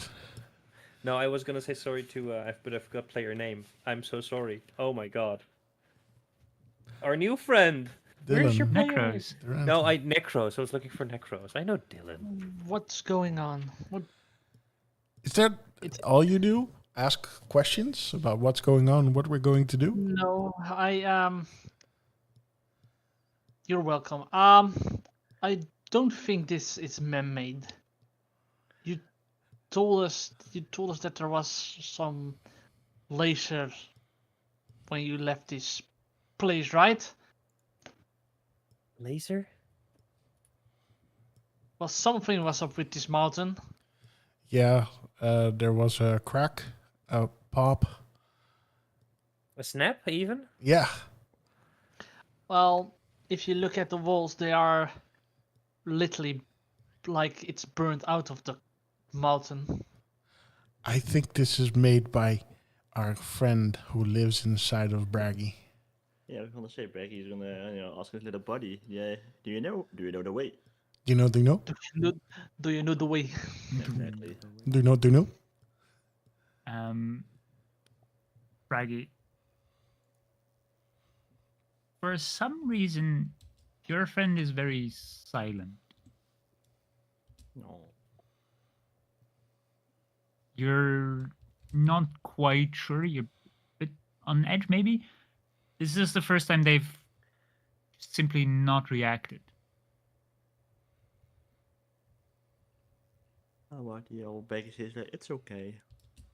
You got over it. Well, Braggy, what do you think we should do? Or what does your friend think? He's taking a nap. Ah. Okay. But I guess Well- we just move forward, because I don't know. Yeah, we have or one way. Or you want to jump back down, which is Yeah. No, but I can I quickly like touch the sides and see if it's still warm? Is this recent or is this old and does it seem safe? You can certainly touch the side. As you do, you feel a chill down your spine. It's clearly odd. It's off. It's not natural at all. Mm-hmm. But it doesn't feel hot, but you can feel pain, but not your own. Something else hurts. Is it purple pain? Purple pain. Purple pain. Thank you. Uh, You're welcome. Yeah, that was all you. Do I feel like it's the essence of the mountain that's in pain, or is this more like a? I don't know. That sounds weird, but does it feel like I can? Is it close? Might be a better question. It feels lingering. It is just a memory. You can't quite figure out if it is a creature that felt pain and that has imprinted that pain in this mountain or on this mountain, on this rock specifically. You're also not quite sure physically and mentally if you are still underneath the mountain, technically. Though you did fall straight down, your mind is restless. I know how the barrier between planes can cross, like the Feywild and the material plane, and so as well the Underdark. Well, as far as you're aware, the Underdark is not quite a different plane, per se. It's a little bit in between being a Yeah. different plane and being on the same plane. Yeah. It's Definitely a border. It's between realities, maybe. Do you guys also feel the residual depression in this cave, or is that just me? Do I feel it? I think you're just being an emo boy right now. I don't feel anything. As he says it, though, all of you do feel some sort of maybe nostalgia, or it's sad. Almost feels like you've just broken up with the love of your life, and you're left there alone. See, it's not just me. Why am I That's feeling this emo? Well, this is interesting. This is the first time I'm feeling this kind of emotions. Yeah, you can't quite put together what No. that means, but I'm good. you do feel it. Yes. It's quite a new emotion for you. Does it remind me of the dread I felt on top of the mountain? No, that was very clearly magically induced dread. Okay. This almost hurts the soul. It's just gloom and Doom. sorrow. Gloom and doom. Yeah. No, you can't quite place it. It's not natural, but it feels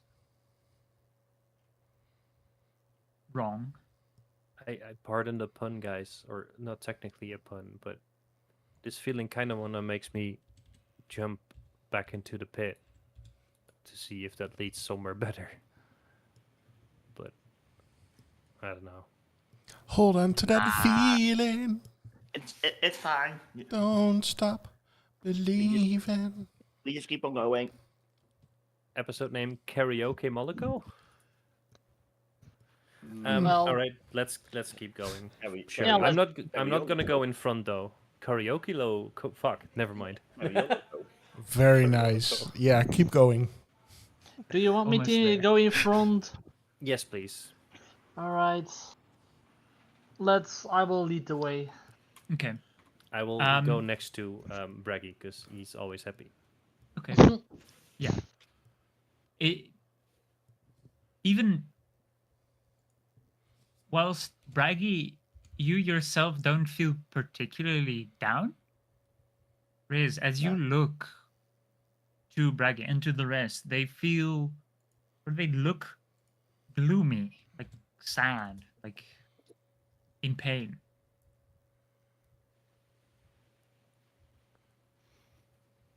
Something Braggy seems looks to like be that? affecting them. Yeah, even Braggy looks like.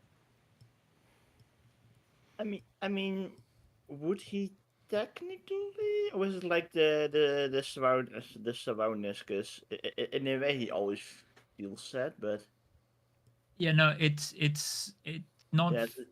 yeah, it's like It's the not an surroundings that actual make it- feeling that is forced Yeah. upon you. You just look like it to Yeah, others. yeah. Cool. If The you need same is someone to true for talk the to- others to Riz. If you need someone to talk to, Braggy, you can talk to me. Good. Same goes for you though. If you need someone, I'm here. Nice. I'm pretty good at pushing down emotions, so I just keep going.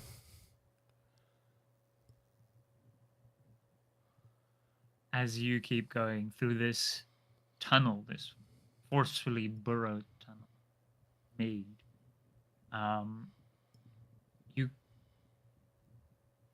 you reach a precipice. Beyond that is a cave that is at first warped. It's completely strange, as if a blender filter has been put over your vision, like very vague and completely turned upside down and turned around. And all the colors are mashed together. And then as you come closer, you can focus clearer on this cave.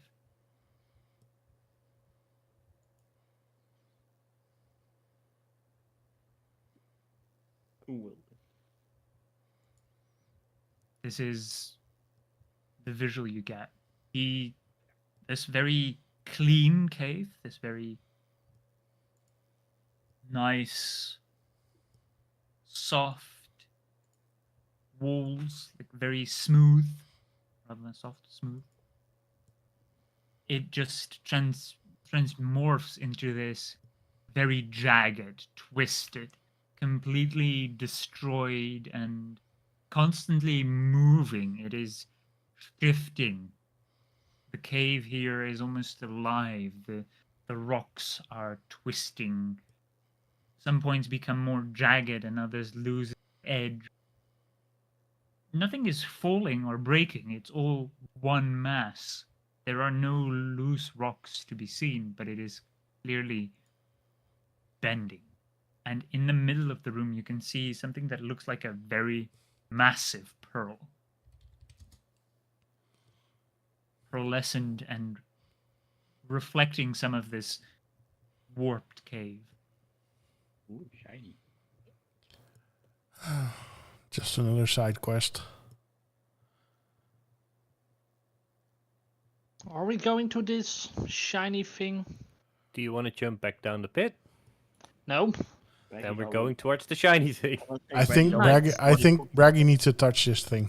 Braggy, you touch it. Braggy. Booking to it. What's in your head? You immediately hear what happened the last time you just touched something like that? Baggy, Please don't. He's straight up booking it forward. Let him. He's doing it. Okay. Can I hide behind something? A pillar, maybe? And I'm here for it. I feel this is going to work out great for Braggy. Hell yeah. You can try to hide. Are you trying to stealth?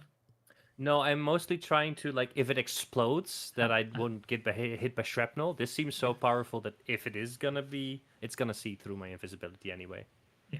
Of course. Okay. You stand behind a pillar, clearly, completely, like only your eye. You can just look over it or next to it, to the side of it, to look at it. But the pillar just shifts and morphs away from you. You constantly have to move with the pillar rather than it being stationary. This entire terrain is constantly moving, even what you are standing on. Though you yourself are not being moved with the terrain moves under you. That's interesting. So he's not reaching the pearl? He is, because he is booking for it. And Are we in a giant oyster? I hope he's hoofing it instead of booking it. Yeah. Anyway, Hippos as he's like close Hippos to have toes. Yeah, he have toes. So as he's like close to the orb, he abruptly stops, and he once again is like, little buddy, I don't know if you're feeling down, but you know any of this? Let's asking Braggy more touching. Braggy, you do get some kind of response, but what you get is just the feeling of fear.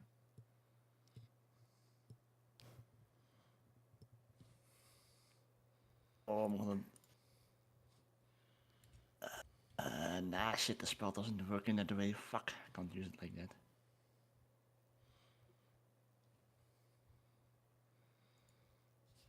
Nah, not going to do that. It's a bit, I'll just keep continue to talk to his, little friend. Okay. Want me to touch it? Does he there is just no response. It is just, you can see in your inner mind, briefly focus on your friend. You can just see it curl up and shiver. It does try. You can feel that it does try to protect you, as in it wants to go out, but it's just physically not able to. It is being suppressed by something. Yeah. Then instead of just touching him back, he's gonna like punch it. No one makes his friend scared. Okay. you punch this pearl. The closer you come to it, and you had been walking or running towards it, the closer you came to it, you could see that it does have this pearlescent quality that a pearl has, but it also shifts sometimes to more a transparent, almost crystal-like thing. And within it, it seems to have maybe some kind of liquid. And as you punch it, the brief contact, Oops. I would like you to roll a fate die. Yes. Nice, I'm used to those at this point. Let me see. 20. Chaos. That's a 3. I'm all fantastic today. That's a 3, okay. You never know if it's good or bad. Exactly. Interesting. In the brief moment that you punch it, what were you thinking of? Were you Oh, angry that it tried to bully your friend? No, in the way Becky meant it as in, you know, and if he's like angry or scared of it, it's like a comforting way, like, you know, he's like, not alone, I'm here to, you know, help out. Don't know if that makes sense, but. Okay. So you were thinking of comforting your friend. Yeah. Okay. The moment you punch it, for a very brief second, you do not notice much happening because you're focused. You're right in front of this. Just for perspective, there is a very tiny figure in front of the pearl on the artwork. Yeah. Yep. That is about the size of a human, so Braggy is slightly bigger. This is massive. And Braggy, you can just only see this pearl, and sometimes you can see a bit of a reflection, but this is the only thing you can see currently. Really see past it because you're that close up to it. The rest of you suddenly see the entire cave and all of its structures. They briefly become like clouds and pink, and you can see flowers, and you can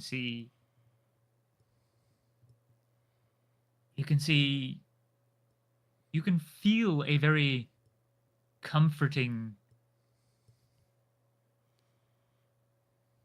almost as if someone is putting their hand on your shoulder, putting you to rest. They're someone you feel very comfortable with is talking with you. It's talking you down out of something. It is forcibly trying to calm your nerves for a brief instant, and afterwards it immediately reshapes and reshifts into this very jagged, chaotic, cave-like structure. I immediately think I know what has happened. I look in Moloko's general direction and just ask, message?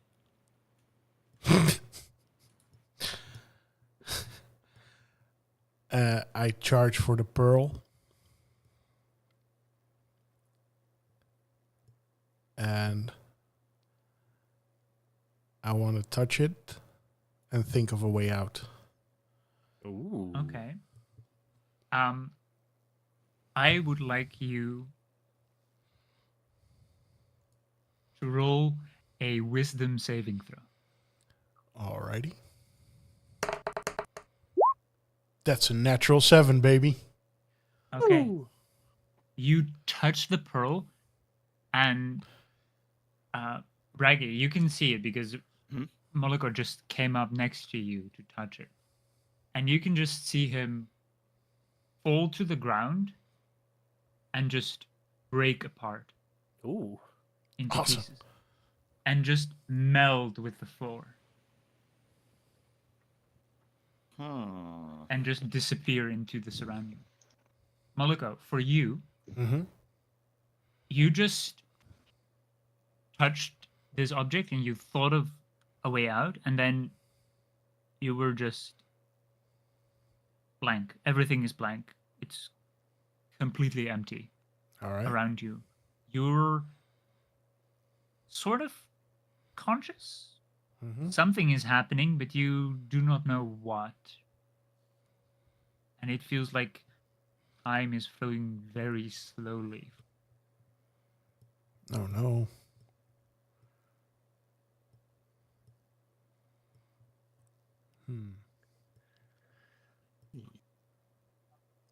Do I think Both- slowly as well? You think normally, but it's like there's nothing to think about. You also can't remember what you were doing before, and you're slowly losing grasp on reality. Are you even actually like existing? That sense. All right. It almost feels like you're being Dissolved. yeah, Ah, both physically and mentally. awesome. I love that. And Necrose is still with me, quite far away from all of this. Yeah, you did both Indeed. see Moloko go to touch it and then just suddenly fall to the ground and then disappear. What the fuck is going on here? Wow. That's scary. So Braggy is still standing right by the orb, right?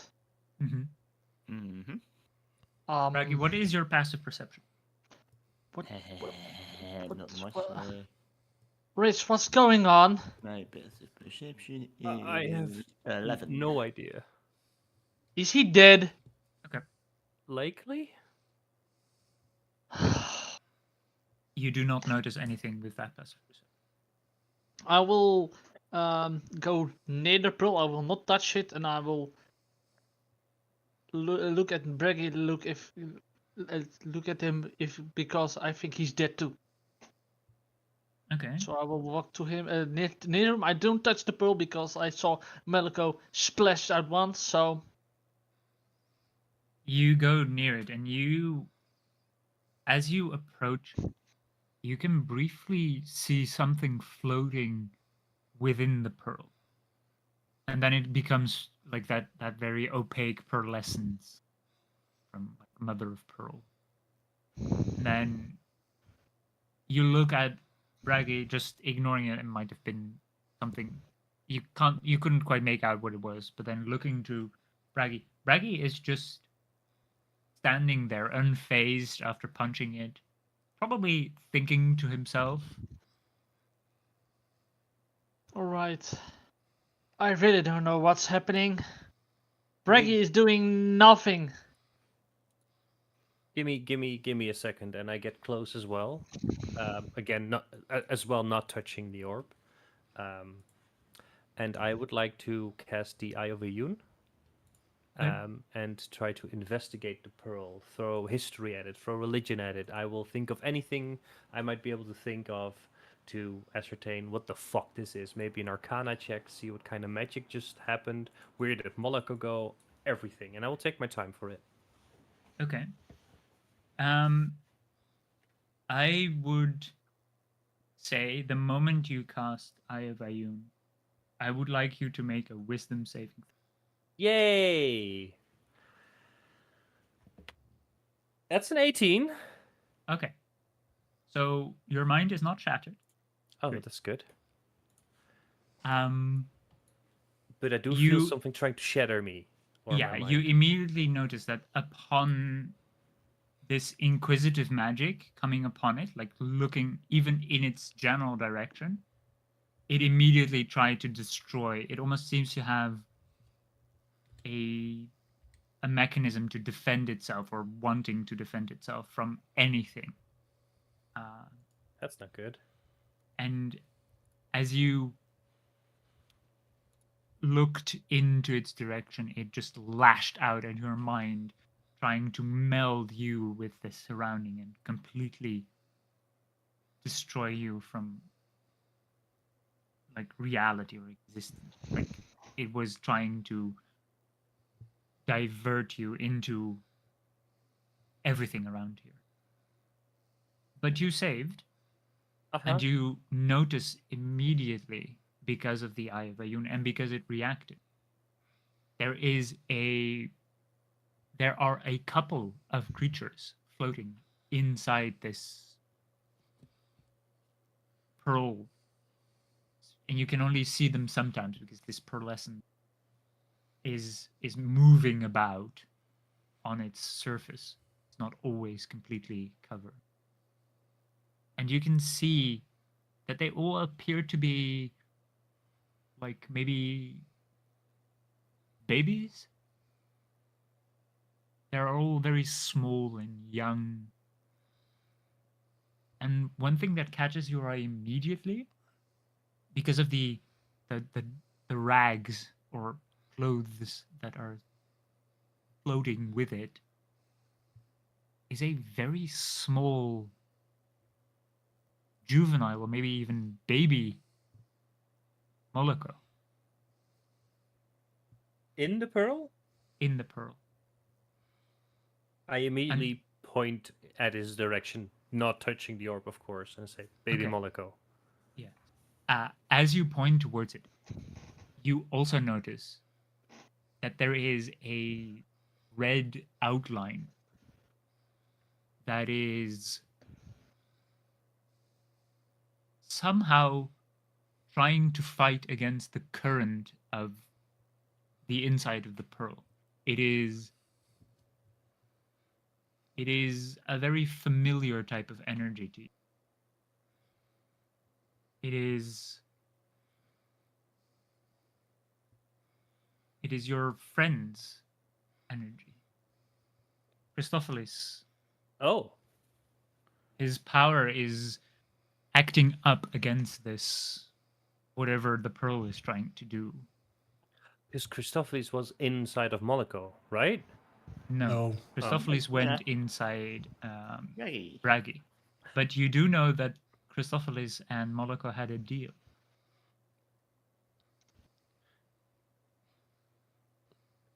Sorry, I'm writing. I immediately think in my head, without casting a spell, Christopheles, can you hear me and can we help? You do not hear any. I say quickly and surmise what I see, what I've noticed.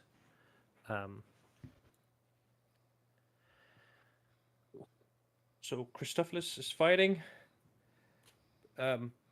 Moloko is a baby in the pearl. There's creatures in the pearl who are probably doing this, or are Yeah, I thought I saw something, Ma- but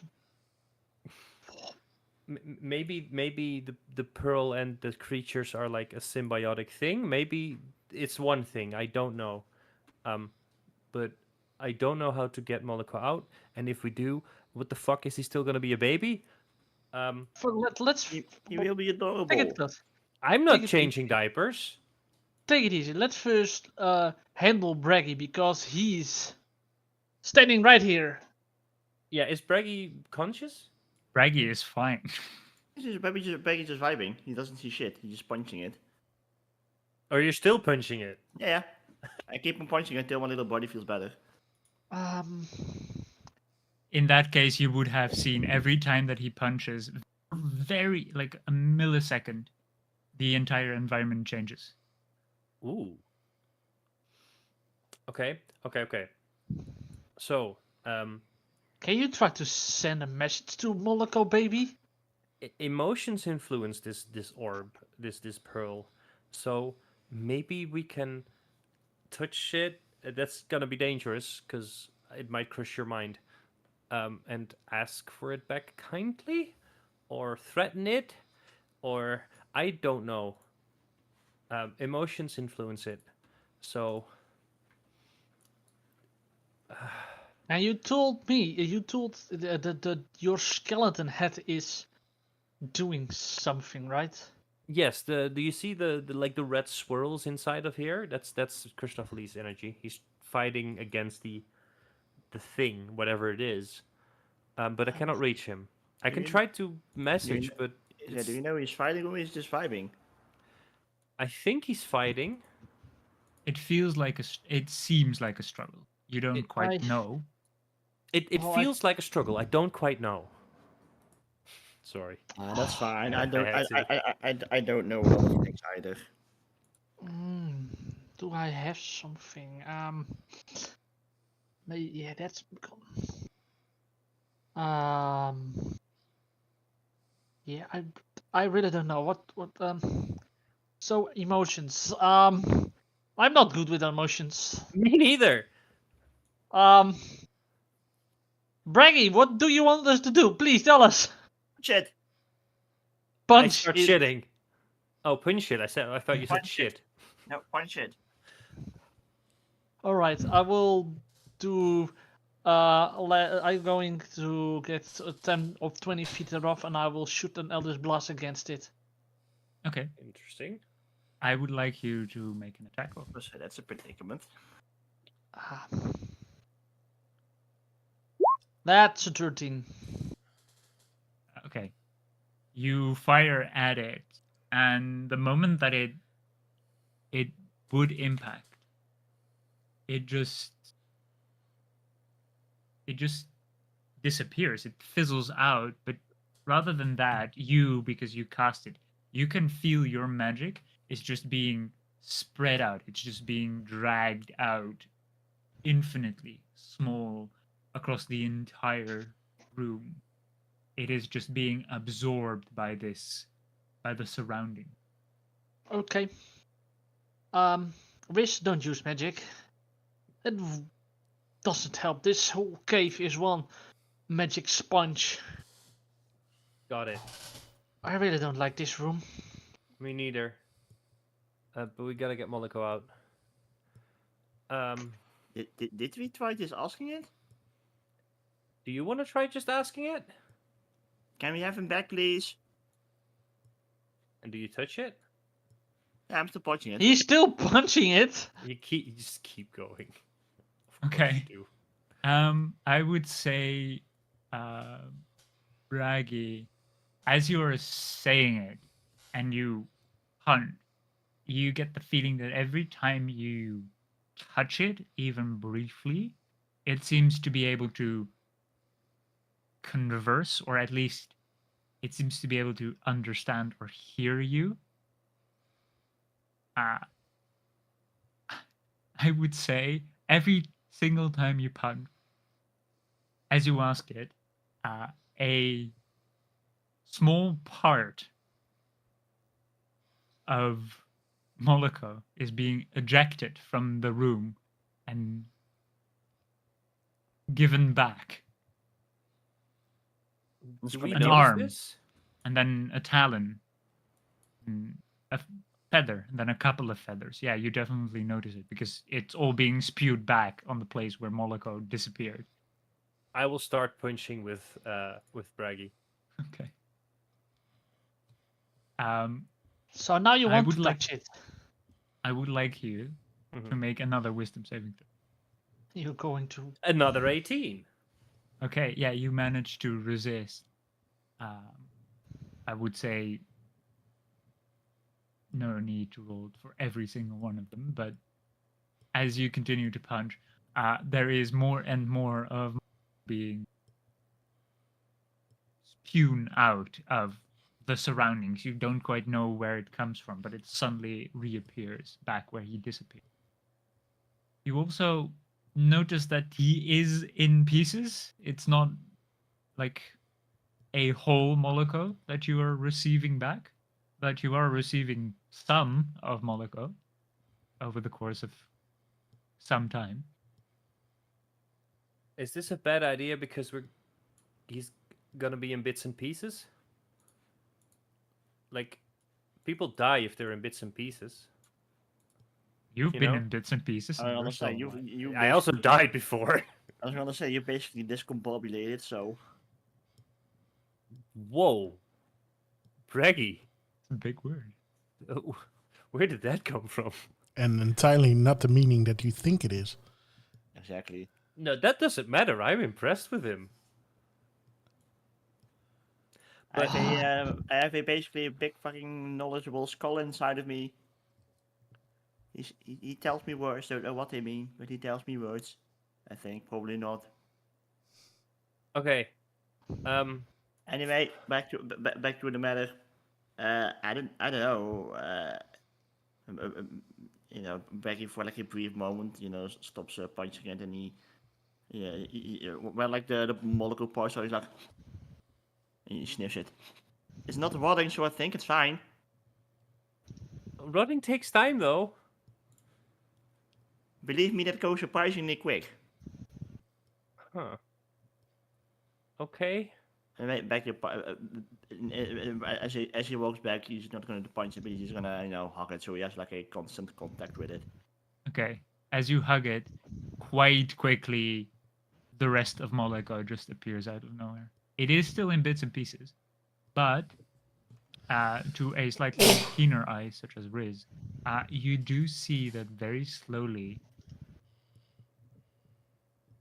the infant, or the infant Moloko, disappears from that liquid, and with it those traces of magic from Christopheles. And you can faintly see, because you have the Eye of Ayun still on, that there are faint traces of those magic working on maintaining Moloko's life, or sustaining his life. For now, it is slowly reshaping him. Okay. Christopheles is helping us. We're doing good. Nice. Moloko, Mm-hmm. as this is happening, you felt your mind being disintegrated, or like drained, Mm-hmm. dragged away. And you can suddenly see a skull, a floating skull in front of you, and you don't quite remember, like, what? This, you don't quite understand, but then again, you don't have any thing to relate it to. You feel very empty, and it starts speaking to you, and it starts filling you with knowledge and words, things that you had forgotten. Very quickly, it is recanting your entire life, things that at some point Christopheles shouldn't have known, or shouldn't be able to know. And then, as you regain all of your memory, you can hear a brief laughter. Well, this is quite a lot earlier than I had hoped to have to resurrect you, or at least keep you alive. Whatever are you doing? I was trying to find a way out. I see. A way out where? I don't know where you are. Just the remnant magic that is keeping sure that you are alive for now. I was in a cave, and Braggy touched the pearl, and I'm sure that when he touched it, he wanted his friends to be safe, and we felt safe. So I thought, you know what? I'll touch it too, and I'll ask for a way out, because we're stuck. I see. That's interesting. I have a guess what you've touched, but I rather hope you have not. Okay. Then again, this complete disintegration might be its cause. I would say just let Braggy do the thinking of the exit in the future. It seems he's very resistant to this type of magic. I know. That's why I asked him to touch it first. That was very smart. I would say that was very smart. Yeah, the second thing wasn't as smart as I usually am. But I thought, fuck it, let's do it. I mean, it was a very good way to test out that my magic is actually functioning. I would warn you, though, the more you die, the more painful and longer I will take to revive you, probably. Well, it's not really in my nature to die. Yeah, that's why I offered you this deal. I'm sorry. But, hey, good thing. I mean, it's going to be painful for you, not for me. This magic will continue on. I know, and it is painful, but I can deal with it. for now, and I'm not going to die, or at least I'm trying not to die as much. I'm not Riz. No, that's true. I'll be I more will- thoughtful. I might not have quite set the fine prints, but there are a couple of things that can kill you. Okay. Just so you know, like I am definitely going to try to keep you alive until our deal is done. Mm-hmm. It will take you longer to resurrect every single time you die. All right. Correct? But if you die, for example, by completely being like entirely, instantly annihilated by, say, a greater god or falling into the bottom of the world or Oh, you mean places like we where I did? can't reach. You mean like what we What- did before? What do you mean? Well, we fell quite towards the end of the world. Where the hell are you? Wait. Don't tell me you tried to go to the Underdark. I wasn't, but Braggy thought he could, go through a wall, and we all fell down. I see. That's very you to suddenly end up in. Yes, then it is. Oh, God. Okay, the thing. I don't have much time, but I can say a few words, hopefully. All right. The thing that you are trying to touch is called a tear of the world. All right. It is an extremely powerful object that keeps generating infinite amount of like weave. It is guiding the weave throughout the world. Okay. Do not try to destroy it. That means destroying part of the world. Means you're absolutely going to die. All right. And I cannot save you from absolute Death. annihilation. No, I wasn't going to destroy it. Okay, good. I mean, it's pretty hard, but just don't wish for its destruction, for example, or No. don't. Yeah. I mean, the only thing we need is to get out of this cave. It should be able to, like, someone with enough mind or strength of their soul should be able to command it to, like, Or without a form soul. an exit. Or someone without a soul. Ah, that's why he is resistant. That's interesting. I think so, yes. But I'll tell Braggy to wish us out of here.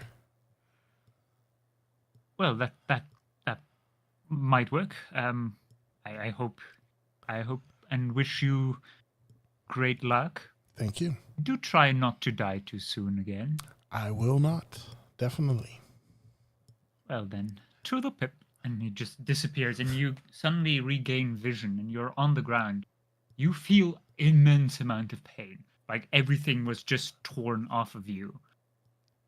And then suddenly it is all calm again. Okay. That sucked. Oh. You're back, hello. Hi. Are you okay? This sucked. I know how you feel now, most of the time. Oh.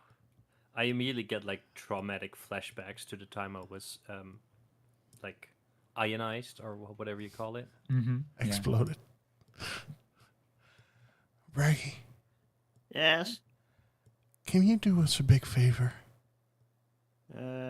Sure. Are you still hugging that thing? Well, yeah, I'm also waving, but hello. Yeah. Can you wish us out of here? What is this thing? Do you know what it is? I'll explain later. Just get us out of here. Get us somewhere out of this mountain. I'll try. Dear Mr. or Mrs. Or whatever you are who would like to be called, I don't know. Can you please get us out of the mountain, me and my friends? I would like you to roll a fate die.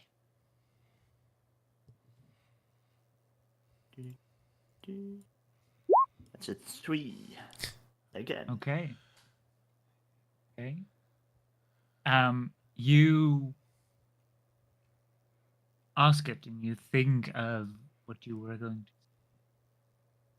to. As you're holding it, you can see all this chaos and all this whirling and that moving of the rock and the entire surrounding suddenly stops. It halts as if time has stopped around you. And then it slowly starts to sink. Everything starts to sink to the ground. And you can see absolute void above you. And then from everything that sunk, a staircase in a spiral is like built slowly, as if Lego bricks are being put one on the other and forming a spiral staircase up. And a hole is punctured in this void. You can't see where it leads, the hole, but you have created a way out. However, Braggy, Mm-hmm. you are pushed back from the pearl, and you feel yourself floating.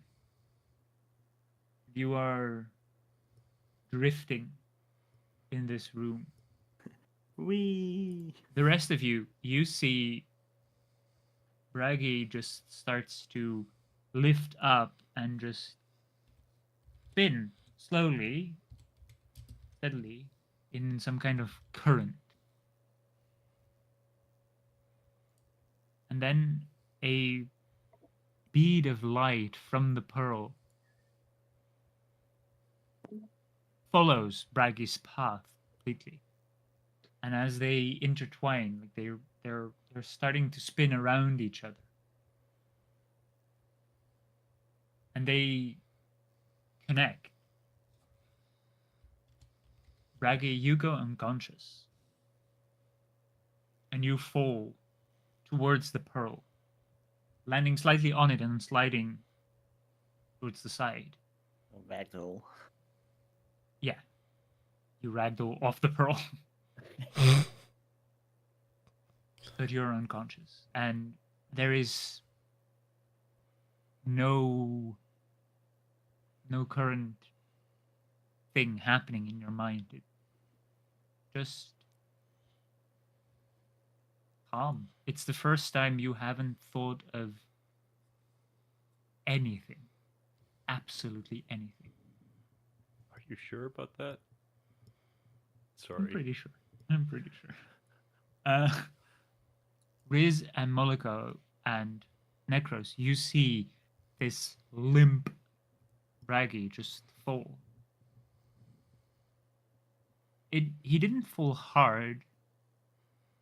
He seemed almost weightless.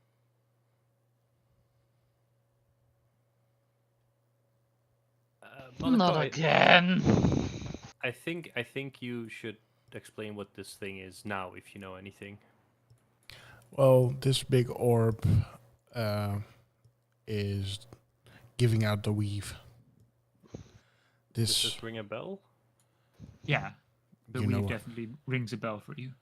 The No, I weave mean- is I mean specifically it being Oh. a big old orb, like yeah. does Riz know about the You- cure of the you- world? You don't know exactly what it is called or what it does, but it is hypothesized that there are beads of power, which are said to be the tears of the creator.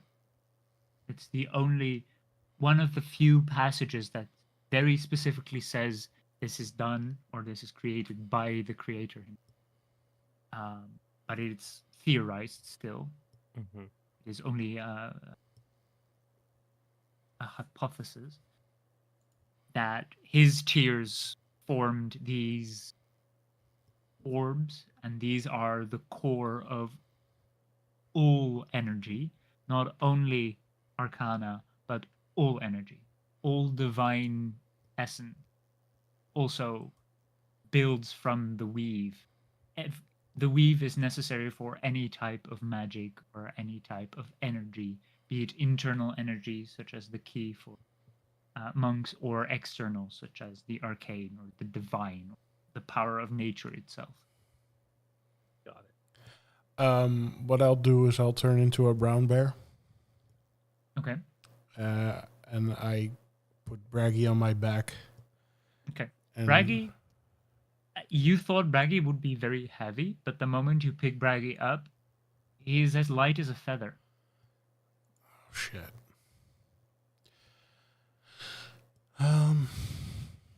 Yeah. Okay. Do we want to use this thing? We don't. We should use this thing. We This thing is we don't. so powerful. We don't want to use this thing. We are Well, I up don't against think it's- impossible odds.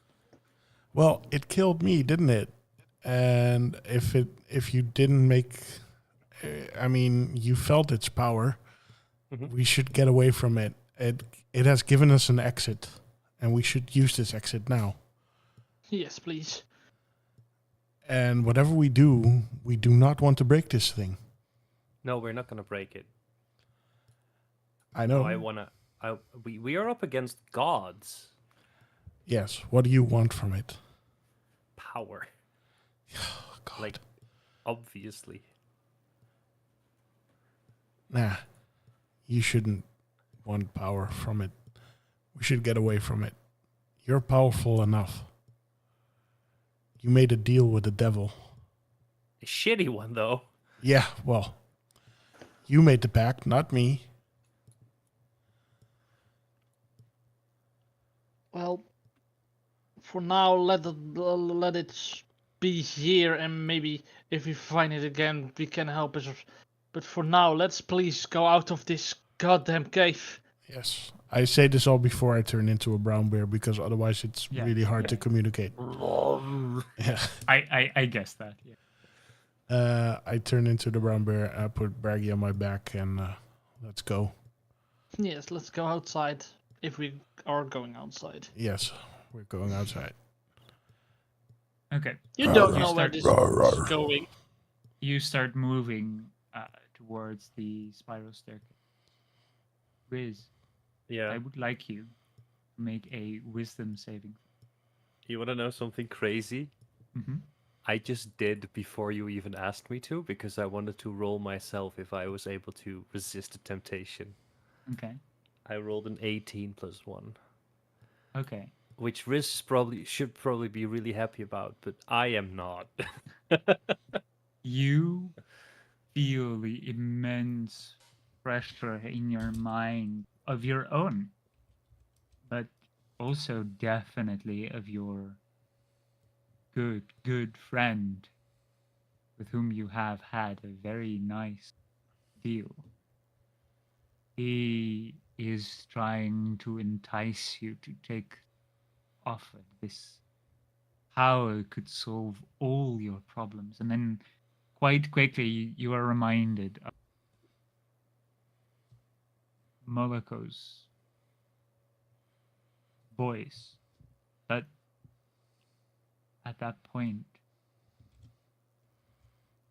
you go blind in your left eye. Oh, The eye above you goes away, it's just fizzled out immediately. Your left hand starts to reach out for this orb on its own. Oh god. It touches it. it does not. Ooh. As soon Okay, as I try. realize what is happening, as I'm moving not of my own volition, Mhm. right before I touch it, I activate, if you would let me, the Hope of the Lost One to put me back 6 seconds. Okay. Not the Hope of Okay. the Lost One, the Armor of yeah. Recall, sorry. Yeah, the armor. You move yourself back. At to the least gives me place- another chance, you know? Yeah, to the place where you suddenly started to doubt yourself. And the hand, it starts to, your own hand, it starts to curl up and just wither. And you can feel a lot of the pressure from your new friend, it just disappears. But it seems that you have lost half of your arm, Uh-huh. and you can hardly move the upper part of your. It almost feels paralyzed. I will stand completely still and point my hand in the general direction of Moloko and Necrose and attempt to cast message. And if I succeed, they will very faintly just hear help. Very Okay. faintly. Okay. You do succeed with your right hand. You wave the incantation. You hold. You have a pouch, right? So you hold the thread, the copper or Yeah. bronze thread, and you point at. I assume. Moloko. If I can Moloko. see. He's the biggest target. You can easily see him already off or starting on the stairs. And you say help. And Moloko, you in bear form hear very softly in your head Riz call for help. You see that part of Riz's arm is just fallen off, completely disintegrated. And his left leg is trying to drag itself towards the pearl. You can see in his left eye, your very keen eyes still, you can see that it has gone completely black with a single dot of red. And from his left ear, there is a massive gash through which a horn protrudes out. Me. And he is being dragged forcefully towards this pearl while trying to resist with the other half that you can see is really struggling. He's losing control of his body. Yay. Bear form throws light as a feather braggy towards Necrose. What the fuck? And I run down and I grab in my mouth. I grab Riz. Okay. I would like you to make a grapple attack. So an attack roll, and then an attack roll first to try and hit, and then a strength check to try and see if you can hold on to it. Wait, I only have. So this is then the strength check, and then an attack roll to see if he can dodge out of the way first. Unlikely. Okay, he has a lowered AC. So your AC would be lowered by 5 because you don't have full motoric ability. Riz, what is your current AC then? 11. Okay, I don't want to, but I rolled 2 natural 20s. Oh, damn. Oh, yeah. Me and half a yeah, right. You just grab at it, with a 26. So a natural 20, you definitely hit. And with that strength, what is your strength modifier? +4. Riz? -1. Yeah, okay. So even with a natural 20, you can't possibly save against the grapple. You feel paralyzed from multiple sides. Suddenly, the bear just grabs you and just drags you away from the pearl, and you're completely motionless. And at that point, you are starting to lose full control over your body, but you're currently probably safe inside Moloko's bear mouth. This is great. As you lose the control over your own body, you can see inside your inner mind. You're suddenly stuck in there. You've been here a couple of times through usually magical ways. I believe twice now. But you can clearly see a old, withered man standing in the middle of the room, hunched over. And you recognize this as the demon that made the deal with you, but he seems Weaker. a lot weaker. He was growing in strength inside you, and his power was so overwhelming before, but now, even though he was already weak, but now he just looks like a frail old man. He looks towards you, and from his mouth you can hear a lot of curses, but in all manner of demonic speech, Mm-hmm. cursing you out for attempting to resist.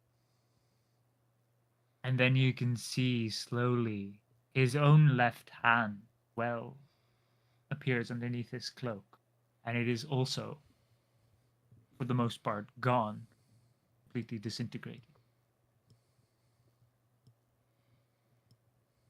It is still trying to wrestle control over your body, but it is at this point. Moloko, it is trying to resist. It's not strong. It is fairly weak, its resistance, but it is trying to resist. It took you your movement plus an attack so you basically used all your action. It will try to get out, get as close to the pearl as possible.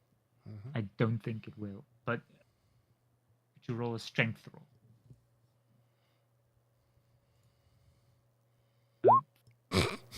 A 4. What is the acrobatics of? What's your acrobatics, Riz? I got a I think 4 that's on- better. Yeah, +4 in acrobatics. Okay. So that is a tie. Oh shit. So let's roll. Oh well, meets it beat. No, but this is contested roll. I would say I probably, because my body is withering away, I probably have disadvantage. Yeah, sure. I'll roll with this.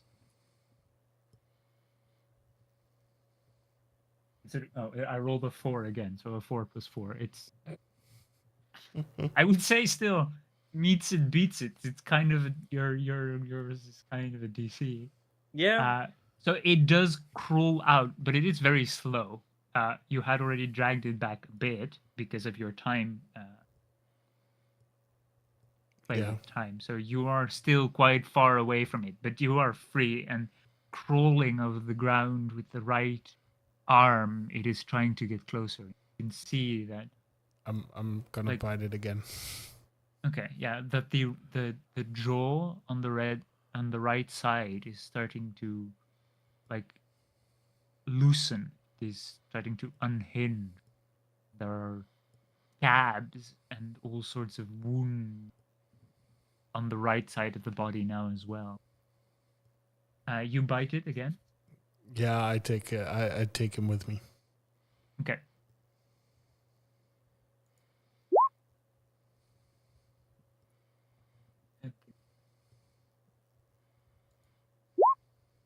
So it's 12 and a 15.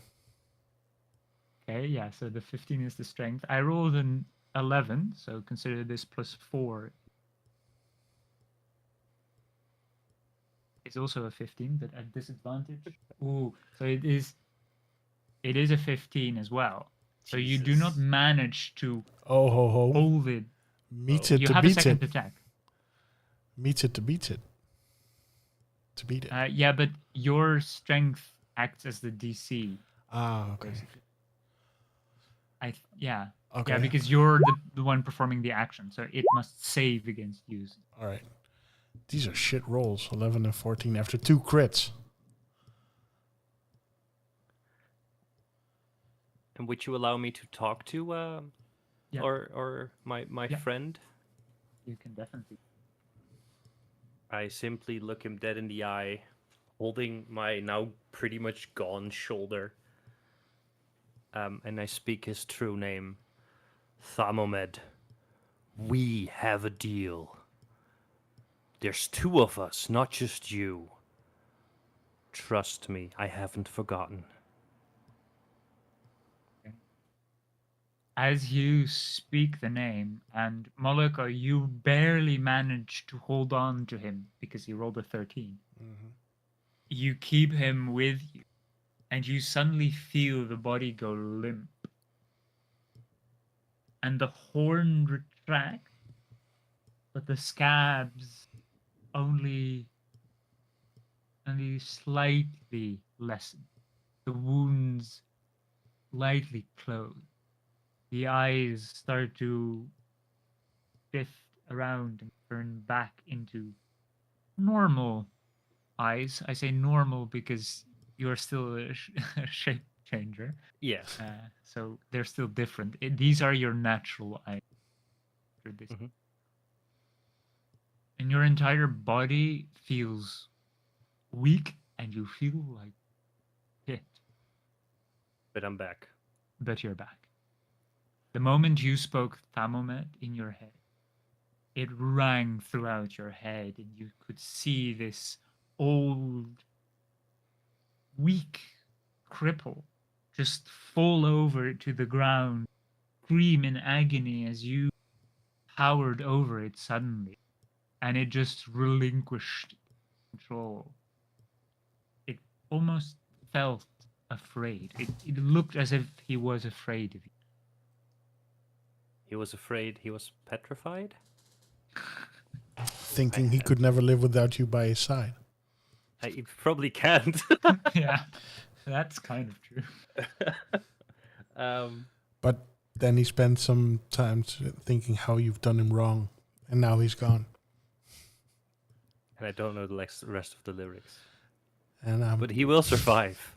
Or no, I will survive. Do I feel like he's dead and gone? No, he's definitely there, but he is Weak.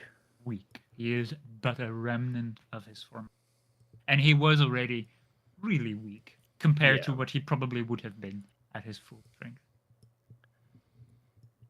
I need to be quick. or be dead.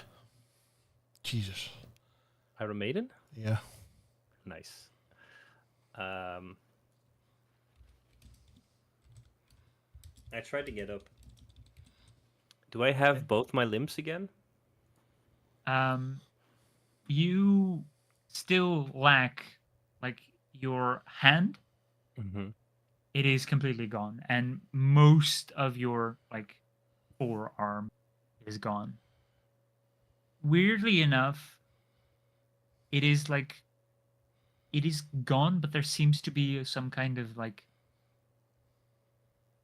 black, almost remnant, sort of protruding from your forearm, and it is. If you try to touch it, you don't feel your arm, but you do feel that there is something there. There is some kind of magic that is still trying to form a hand, but it is not quite a hand you had. Cool. You have a demonic spectral hand, left hand currently, and your jaw is. You feel slightly looser, but you can flick it back. You do still have a very tiny horn sticking out of the left side of your head. Am I able to control that horn with my shape changing?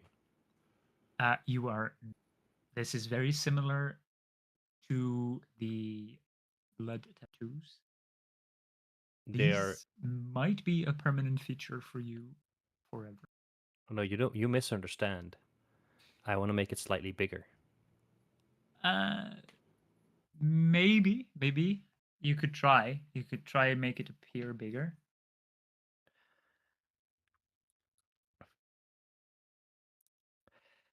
Oh no. I look at Moloko and I say, "Thank you." I was gonna touch it, but I wasn't gonna touch it without my whole head being there. I need to be in control. So thank you. He was He was gone, but it's fine. Roar. Yeah. I saw him say back. So I think you should all leave.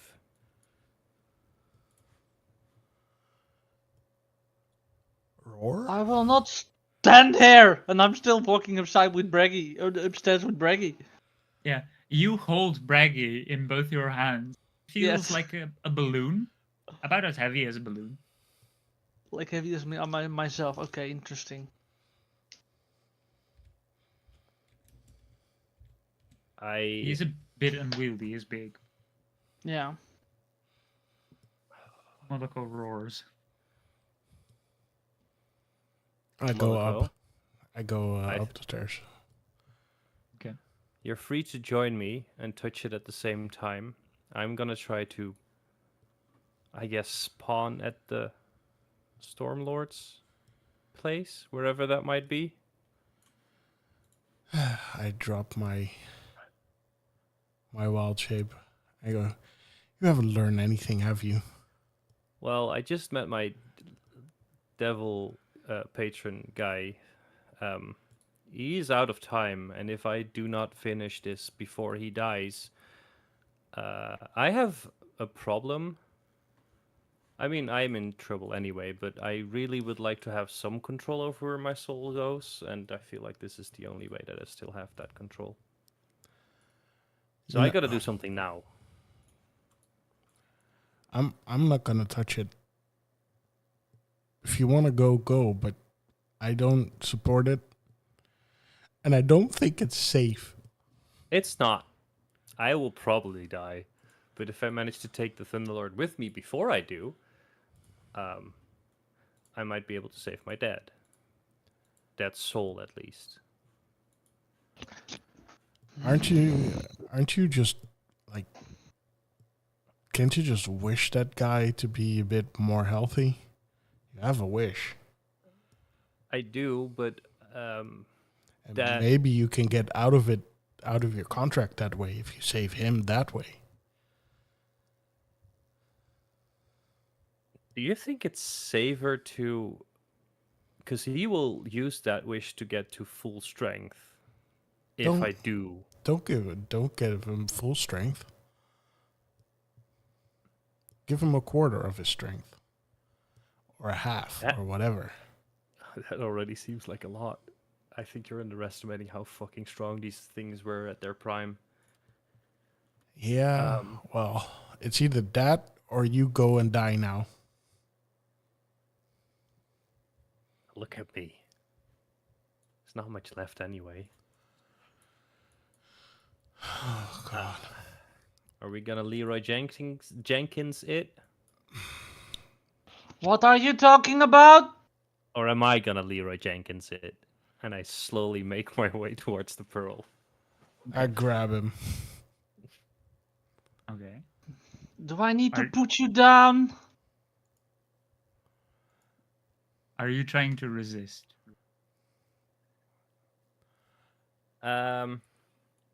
Yes and no, like half-heartedly, like I'm out of energy.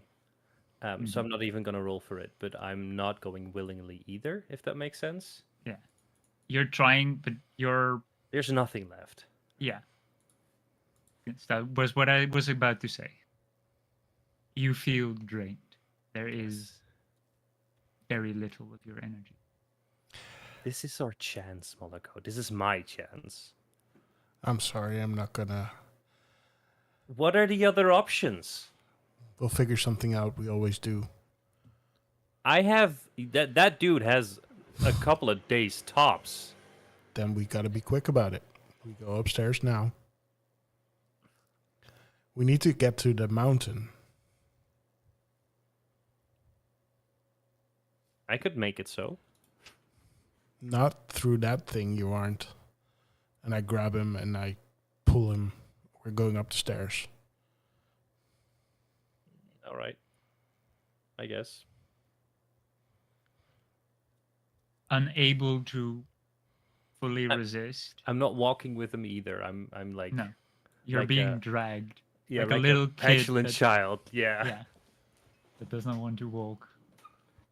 furious that he's being forced to walk. You just limply are being dragged over the ground up these stairs. Yeah. What You the hell take is a going? You take a last glance before you go towards this, or you can see the entire surrounding starts to pick up that chaotic nature again, and the bottom of the stairs are disappearing whilst you are walking up. Seems there is no way back for now. Is it already like a big fall as soon as I see them disappearing? Yeah. Okay, never mind then.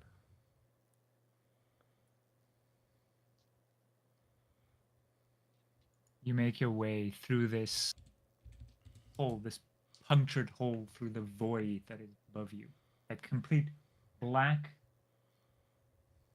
nondescript ceiling. You don't know if it is flat, if it has edges, if it even has a shape. You're unaware. But as you go through this hole, you suddenly find yourselves in front of the place. You find yourself on top of quite a lot of rubble. You find yourself in the place where Bragi had been, I wanted to say penetrated, but that's a bad word to use here. Been invaded by his. I don't know if that's much better. I mean, it's better than penetrate. Let me see where that was. On top of the ledge overlooking the rest, where you had once. This is the closest thing you have to outside the mountain in your memories. This is literally outside the mountain. So can we get towards the house on top of the mountain? Oh, the tower? No, there no, is- the other one. There's the tower and there is the fortress. Yeah, the Or fortress. yeah. Fortress. We need to go there.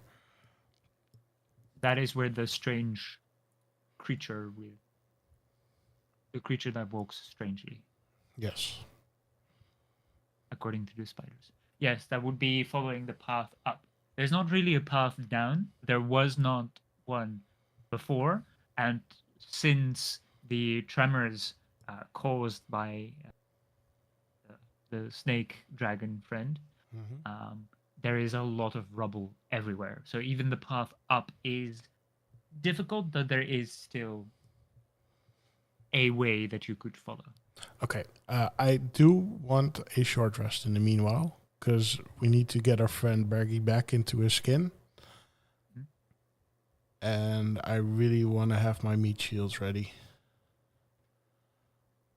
So as soon as we're out, I would like to. I propose we rest for a bit.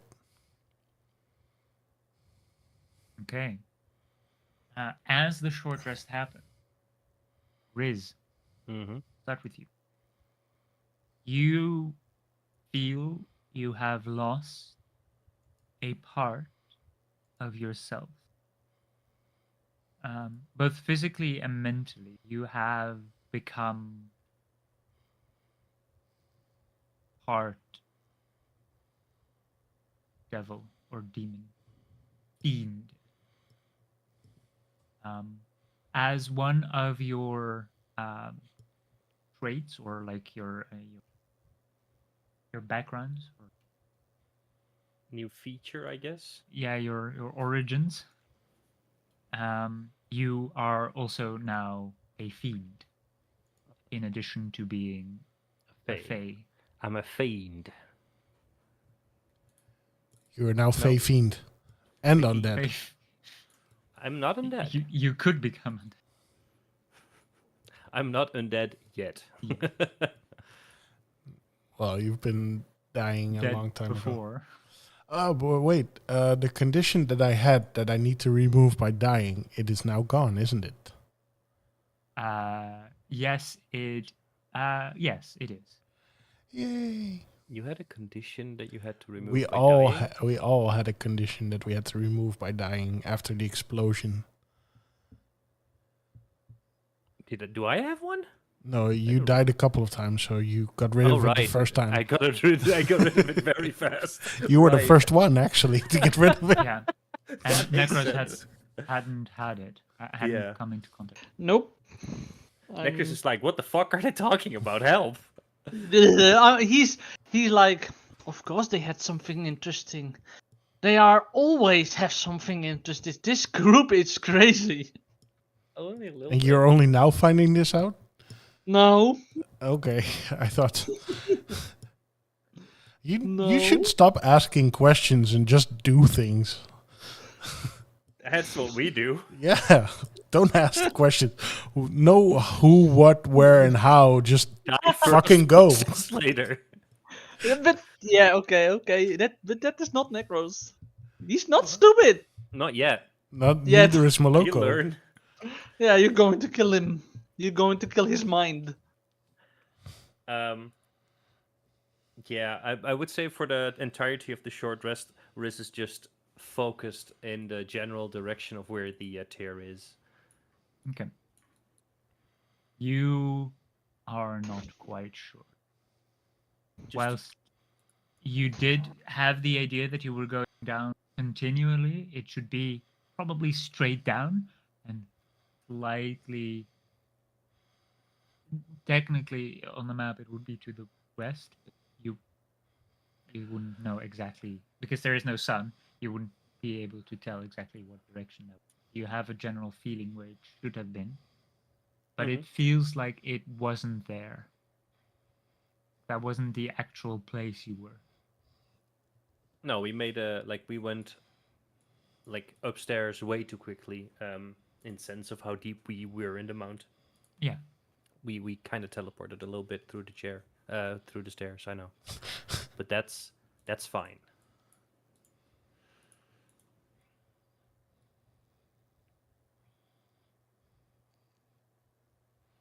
Braggy, during the short rest, you feel, you sigh in your mind deeply. It's pretty boring. There's nothing around you.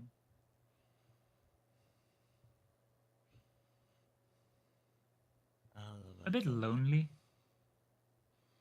Quite a bit lonely.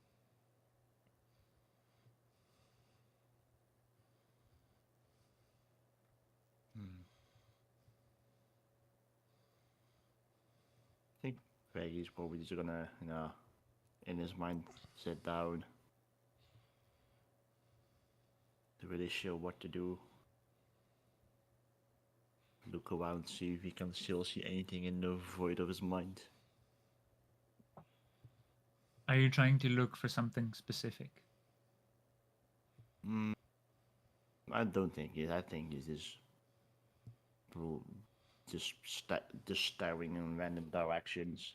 See if he can see anything. If he doesn't see anything, also good. You stare for a while in various directions. Turn around and you shift a bit. Sorry. Then suddenly you start to get a bit peckish, a bit hungry. Look for your pouch. Spaghetti pouch. And you notice it isn't there. Strangely enough, you only notice it now because it doesn't bother you quite a lot, but you're not wearing anything. You're not sure if you weren't wearing anything the entire time or that it just now you're not wearing it. You gotta let it hang, get the air out. It feels nice. There seems to be some kind of breeze. It's not completely still. Something that does bother you after a while is that, well, it is pretty dark around you.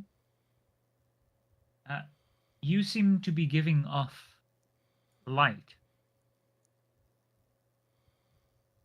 And you're pretty sure you're not supposed to do that normally.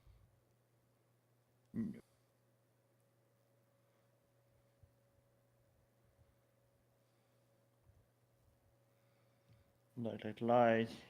Yeah. Fuck am I giving light back? He thinks to himself, oh well, you're gonna, go towards it, I guess. You are giving off light. Oh yeah, fuck, sorry. I don't know where you want to go if you're giving off. Yeah, it's really that. I mean, you can move. It's not as if Yeah. dark. I There think the doesn't only- seem to be anything. I think the only thing Braggy probably thinks to himself is, I'm a human torch. And I guess Right. he's gonna, yeah, he's gonna walk around for a little bit. He's like, yeah, at least I got some light. Okay. A bit of a weird light, but it's a light. Okay. You look around. You start walking in a direction. You give off this light, and as you move, you can suddenly see depth. There is something that you can't quite see it yet because it's outside of the range of the light, but there is definitely something shifting beyond your sight. And it's not moving around, it's moving because you are moving. Perhaps there are things inside this darkness that you just simply can't see because it's dark. As soon as Becky noticed that, he's like, hello? As you say hello, are you trying to reach for something? Nah, you just think of something? Nah, just a general hello. Okay. You say hello, and you think it would just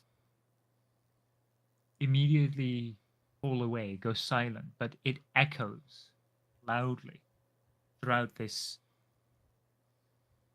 what seems to be endless, well, darkness, except that there are things in it.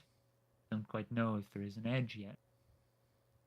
But there doesn't seem to be a response yet. You do feel a tremor, but there is no one saying anything.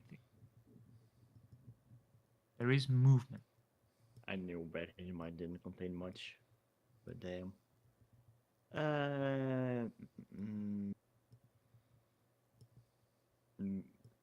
Becky remembers something. He's gonna check if his little body is still somewhere. You think of your little buddy, and that tremor gets louder. It just, or stronger. The tremor in the ground gets stronger, and you suddenly hear a shrill shriek almost. And in front of you appears, out of this darkness, rapidly, your friend, and he coils himself around you, hugging you tightly. And it is the origin of that shriek. He's hugging him back. Okay. In the meantime, Moloko, as you do that, as you finish the ritual, this takes a long time. As you finish the ritual, you do not detect any poison, but you do detect a disease. Oh God. It is strange because it's not consistent. The disease is constantly shifting, and it does not seem to be affecting Bragi himself. It almost seems to swirl around inside an empty void. Okay. Well, I know he has no soul, but empty void is not the word I would describe Braggy as. What disease do I detect? Because it's constantly changing. These are not diseases you're familiar with. Okay. They feel extremely foreign. Like, Space foreign. yeah, Okay. they're not things that are aware to your current knowledge. You're not aware of these. You can guess what they do. They are viral diseases. Mm-hmm. It's a virus. It constantly changes from virus to virus, but it's Huge on TikTok. Because it's viral. No.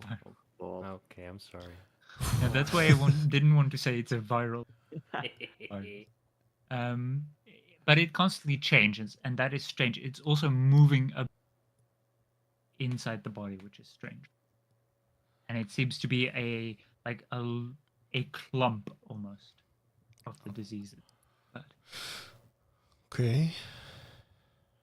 So weird. back to Braggy. Mhm. Your friend, like, he curls around you, and you can suddenly hear, "Hello, Braggy." Becky is in utter shock. You can freaking talk? Yes, I think. I think so too, apparently. Well, hello again, and Becky goes back in for the hug.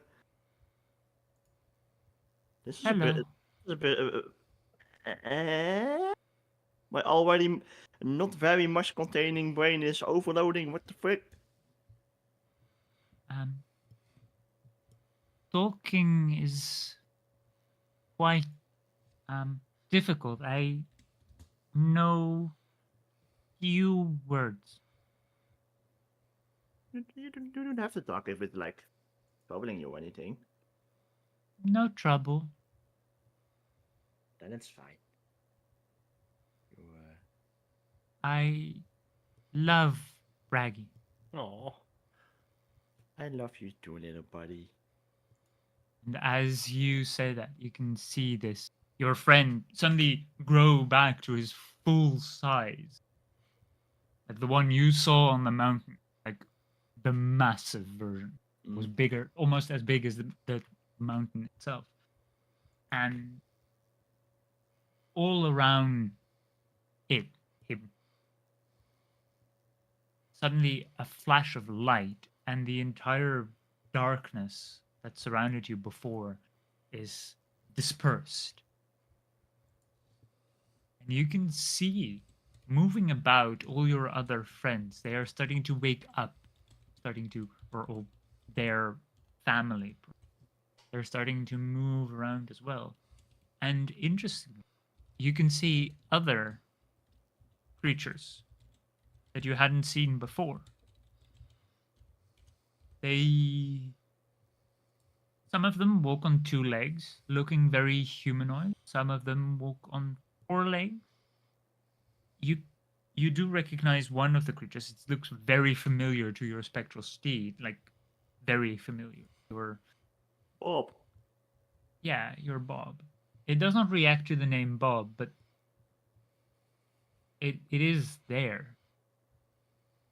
It's quite busy. There are a lot of beings moving around. You can even see that these islands that you had before, they are starting to group more together.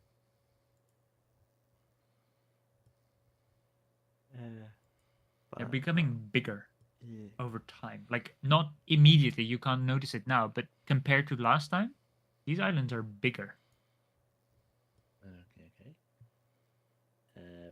Okay. Buddy, do you know what's going on? At least that makes two of us. But I don't think it's bad. You see, we were forgotten. No, lost. Lost. Yes, lost.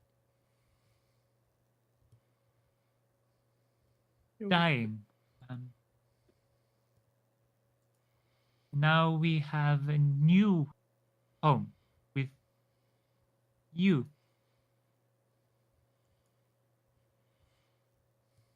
Becky starts sobbing as he uses the word home. This massive creature was talking a bit down to you, but still had the same high pitch or higher pitched voice. And they shrink again, almost like a cat that gives Headbutts? kopjes. Headbutts, yeah. It also tries to do that with you, Sob. Trying to comfort you in whatever way. Thank you, buddy. It's don't know if you understand, but it's a good kind of crying.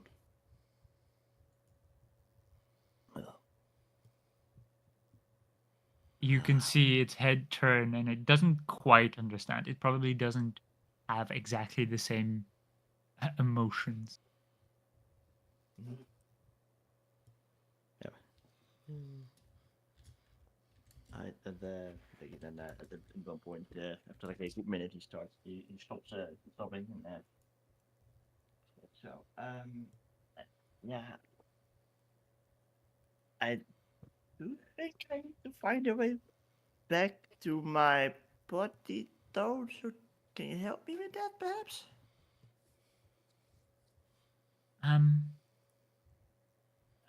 Think of either your buddies or exit.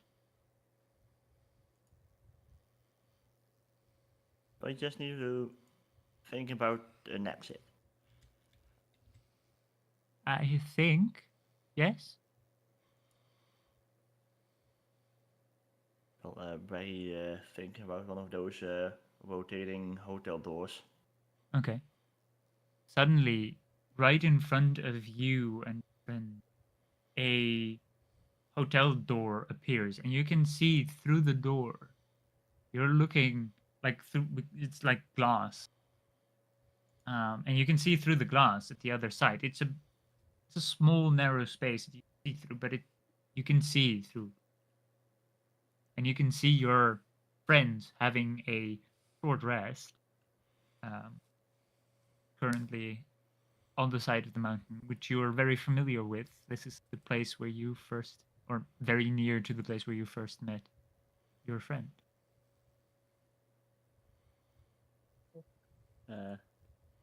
Maybe before he actually goes to the door, he turns back around to buddy, and he's like, so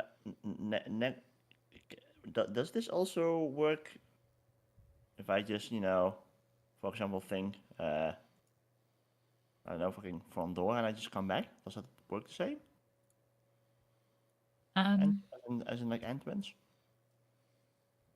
I think yes, but you can always return by just going in mind like before. Now, this way I can talk to you now. True, but that's because of, and you can see it looking into the distance, and you can see a pearl, a very familiar pearl, inside your mind. It is that massive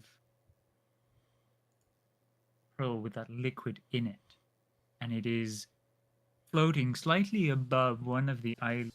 You can see that the island itself, it is lush with flowers and all other kinds of beautiful plants, Not just flowers, it also has like very strange alien-like plants. And you can see that this island is moving about almost circularly around you, around Well. this central place. Buddy, I have a question. Can you quickly, before I leave, fly me to that island? Of course. That very He helpful. grows slightly bigger, just enough that you can easily fit on top. That very helps on his body, and to the island we go. You fly really fast through this air, and you can see now from the top there are a lot of creatures here. Not just the ones that you saw before that were bipedal and quadrupedal. You can see all manner of different kind of strange alien-like creatures. And as you fly towards the island, you can see that they are starting to build or make, like, they are conversing somehow. They are trying to talk to each other and probably having conversations about things. They're making a society, almost. As you fly to the pearl, you land in front of it. You feel its presence radiating through your entire body. You can see that glow, like from your forehead. It reacts to this pearl. That what gave light off before is reacting to this pearl. It seems you're somewhat connected to this. Alright, well, to be fair, only thing Barry wants to do is, he goes back in for dark. He's like, welcome. I don't know how you ended up here, but welcome. I hope you be nice. Enjoy To the your rest. stay. Yeah, like, Okay. yeah, literally. You hug it. You don't get the same feeling you got from the previous one. It does not seem that it is as powerful, perhaps, or it does not have that capability of transforming the surroundings immediately. But you do feel that connection with you. It is warm, and it feels as if it is either growing with you or it is feeding you. It feels nice touching it. Sweet. Alright, well, I'll probably see you later all. He waves to the other creatures. You don't know if they can hear him, but I hope you also be nice to each other and have a good time. You, as you say that, you immediately see all of them turn to you at once. All of them staring at you. You can see that they have understood your words. They all give a polite bow, a slight bow to you. All the creatures. And some of them look quite humanoid as well. Clearly see arms. Maybe a couple of arms. Like, you can see one that has, or a couple of them, because there are multiples of the creatures. One of them has 4 arms and has a slightly longer neck. And they seem to almost float. Maybe that's just how they live. Those 4 arms, like 2 of them, the right 2 arms, also wave as you go away. You can see all those that have hands do also wave back. Nice. Well, then Becky's gonna go back to the hotel door, and Yep. he goes back. Okay. You step out and you awaken in your own body. Nice.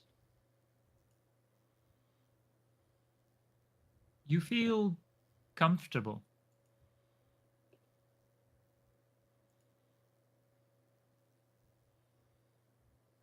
You've had a nice rest, it seems.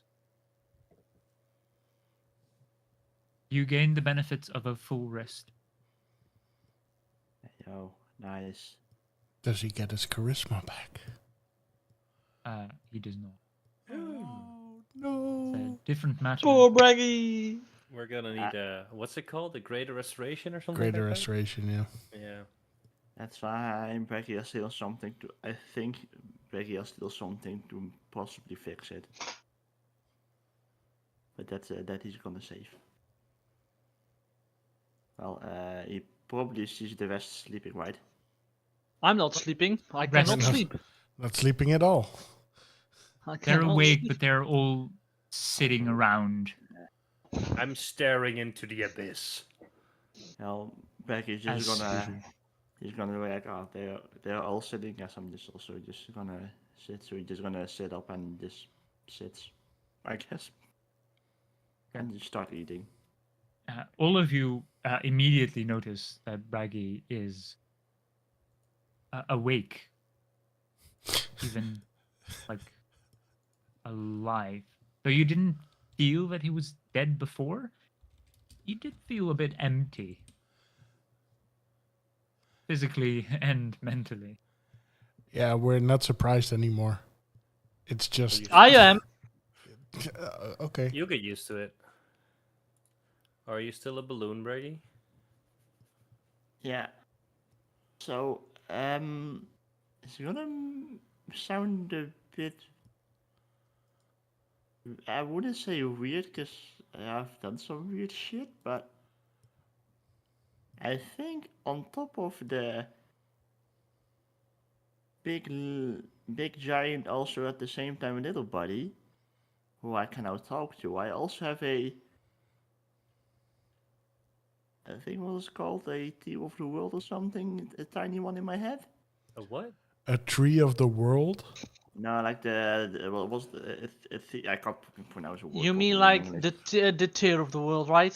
Yeah, Tear yeah. of the world. Ah, yes. Oh my! Oh god! You're a fucking specials. But it Tering. doesn't feel bad though. No. Of course not. Riz's ears just perk up a little bit. I'm just glad we got out of that thing downstairs. Shall we move towards our new targets, people? Sure, I will follow. I really don't know a lot about this world, so I will follow. There's not a lot to know. You're just glad you came when you came. Of course. On the other hand, are you guys good? Yes, I am fine. I'm awesome. I'm a little horny. Right, let's go towards our new target. No, Becky, not going to. No, I rip my horn. Keep it in your pants, Riz. Keep it in your pants. I don't. No, I mean Unfortunately, Becky won't cosplay center of the horn, but a little genie comes out. Poof. No, I could use a hand though, and I hold up my arm that's now part spectral demon hand. You already got one. I mean, barely. Of course, I will give you a hand, my friend. Yeah, you gonna give him your left or your right? Left, please. Left. I chop off his hand. There you go, buddy. It'll grow back. Just look at me. All stupidness aside, I start making moves towards. I'm guiding people through the mountain towards the thingy. God damn it! Towards the fort. Yes, the fort. Okay. Is it made out of pillows or? No, it's not a pillow. Aw. I would say all of you, Hmm. except for Braggy, various reasons currently, feel that sudden pressure of danger. I thought that was for the tower. No. It was as soon as you started to climb up the mountain from this point, it seemed everything above that was dangerous. And you still feel that. Danger. When we climb up, I explain to Necrose that there is someone upstairs who walks funny. He walks taller than he is. Because we heard this from spiders, of course.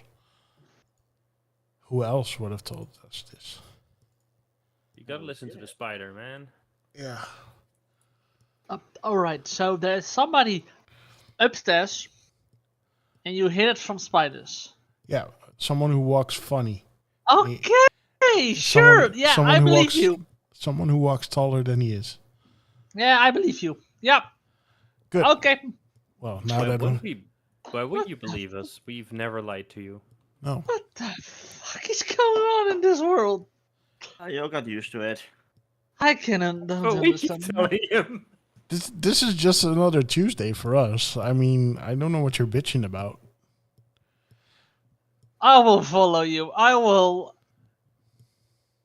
really don't understand why I'm here.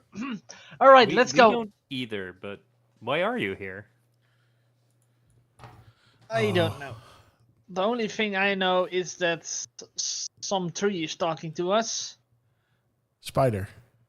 No, tree. The tree in the beginning, like yeah. when we got teleported. Oh, yeah. As you say that, I would like Necrose. Yes. Could you make a wisdom saving throw for Of course I can. And I'm literally gonna fill with a 5. Okay. You suddenly get a headache, and it starts pretty okay, and you continue speaking about the tree, and then suddenly it just gets worse, and it's like a migraine.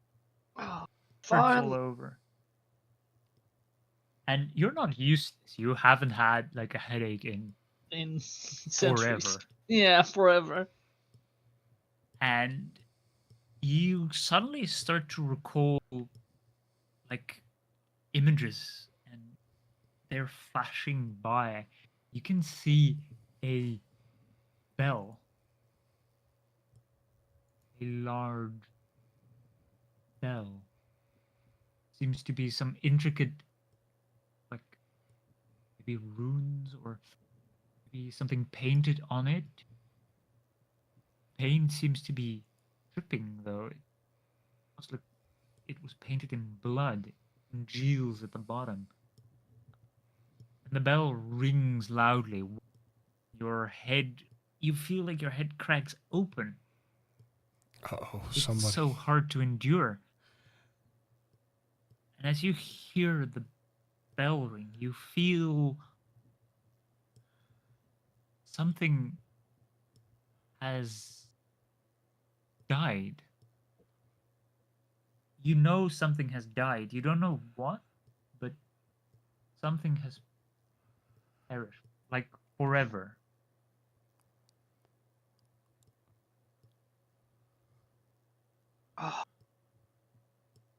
What the fuck is going on? Bye-bye, Corvus. That something happens. All right. I have an odd question. Oh, you with the questions again. Do you know something out of from a bell? Toll the Dead? No, I really don't think. I saw a bell carved with blood runes or something. Oh. Maybe Eggerwain? I'm Who? saying that because of blood runes, but not because of Bell. Who's this Eggerwain? Oh, it's this. You're basically his Replacement. replacement. Yeah. Oh. It was a friend before, and then he saved someone and got left behind. That's interesting. Well, I hope not. That We had He's no not- choice, man. We had I no hope you- choice. I hope that he's not near this bell, because then I can tell you, he's no more. One thing you do sort of feel is that wherever this bell is, it's not anywhere near, like maybe like a different plane, or considering you are in a very weird spot, maybe it's on the normal material plane, but it's definitely not here. Oh, good. It So it seems to have couldn't be Gorvus. transcended. Couldn't be Gorvus then. You don't know if the person who died was near the bell, but Somebody died. the Can we bell is definitely see? not there. Can we still see Gorvus battling? You do, because you are on the side of the mountain facing the once forest that has been completely burned away, the stone forest that had been, or petrified forest, sorry, that have been completely burnt away by the blue flame. You do still see in that tower currently a blue light and a like flashes of red, as if that creature that commanded flame so well made a flame pillar that was visible from Outer miles space. and miles away, and out of space indeed. He is probably still embattled, yeah. Good. So it's not Gorvus. Well, maybe it's the one in our Lydia? heads. Let's go. It better not be Lydia. I want my umbrella. I mean, I don't know. You continue this winding path up. I would like Moloko, you to roll a survival advantage.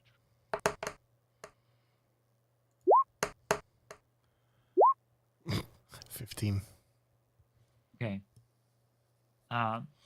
You find an easy path, Mm-hmm.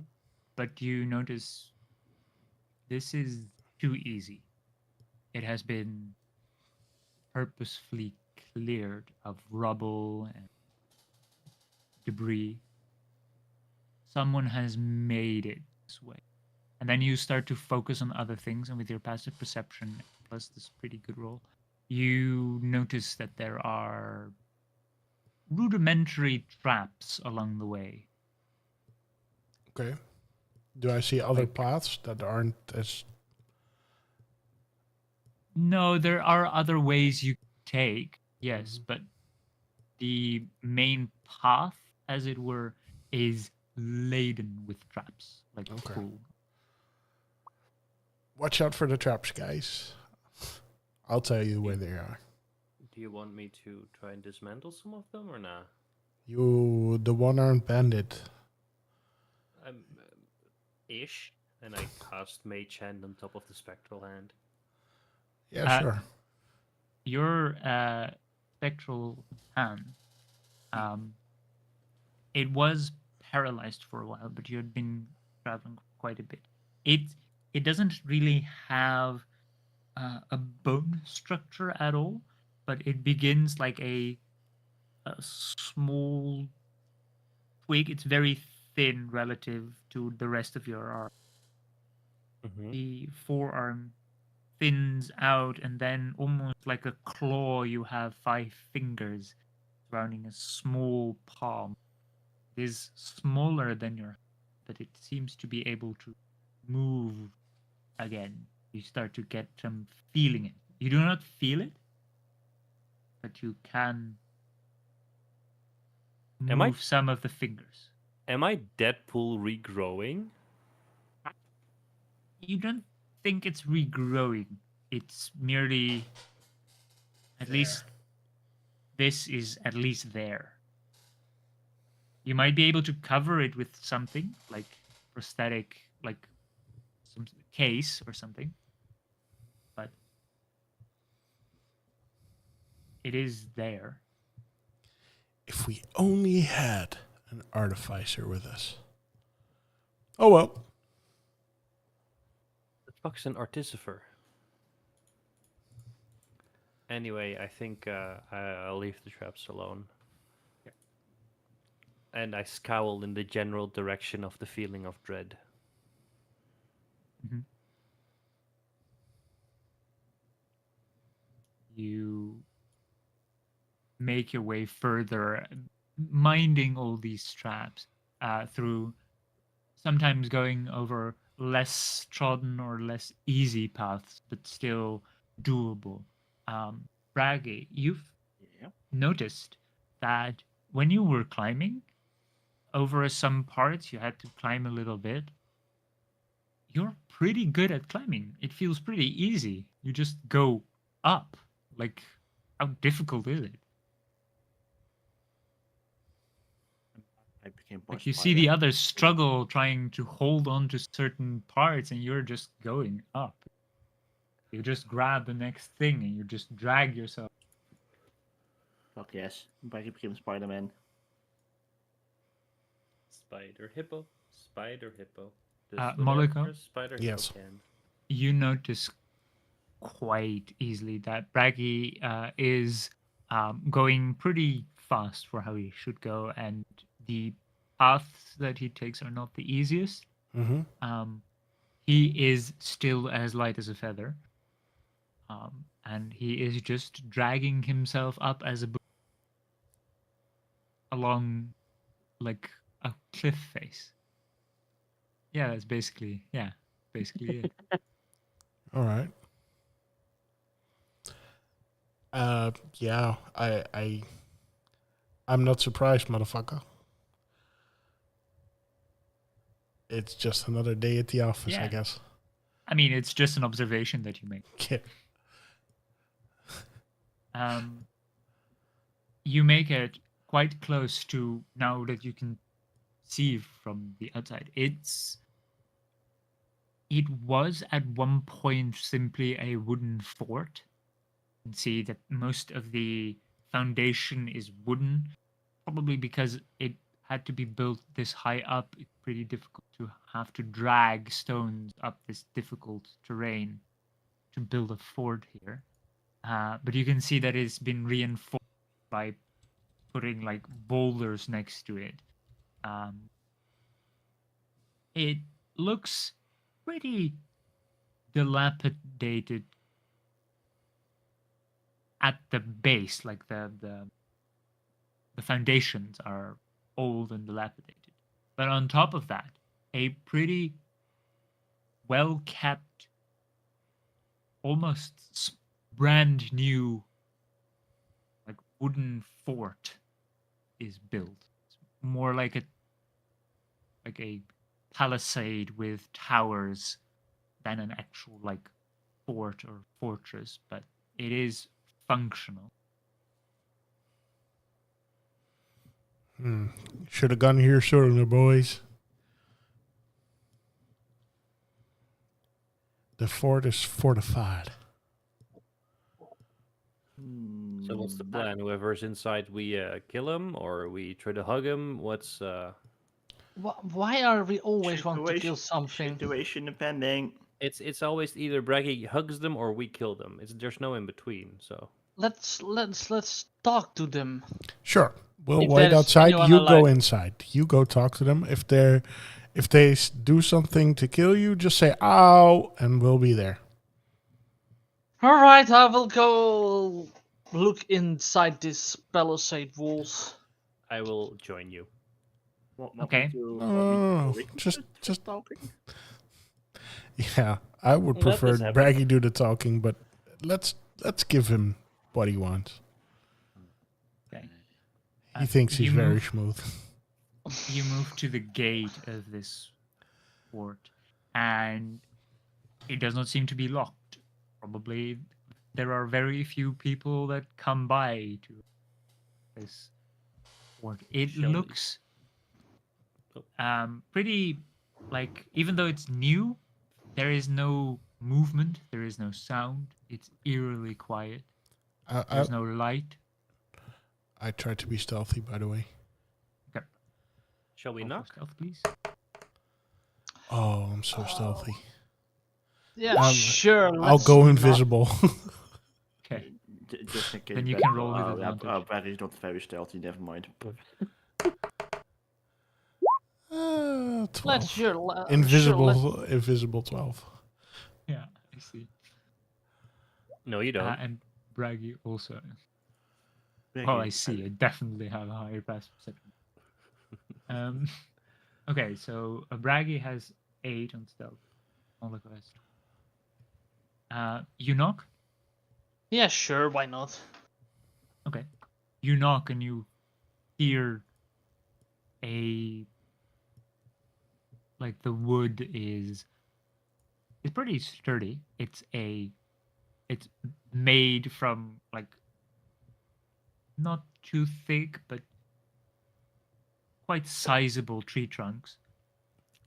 As you knock, it does not make a lot of noise because wood on its own does not make a lot of noise. It is not particularly hollow, so there is no way for the tremors to reverberate. Well, no sounds. Should we go in? It's quite a heavy gate, but just so you know, it's pretty big for. Or do you want me to are we going to shout? Anyone home? Sorry, Okay. No problem at all, my you mate. Shout, and as you finish shouting, you suddenly hear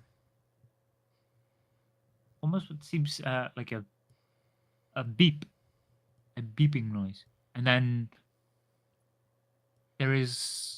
you hear a few clankings, and then a whirring.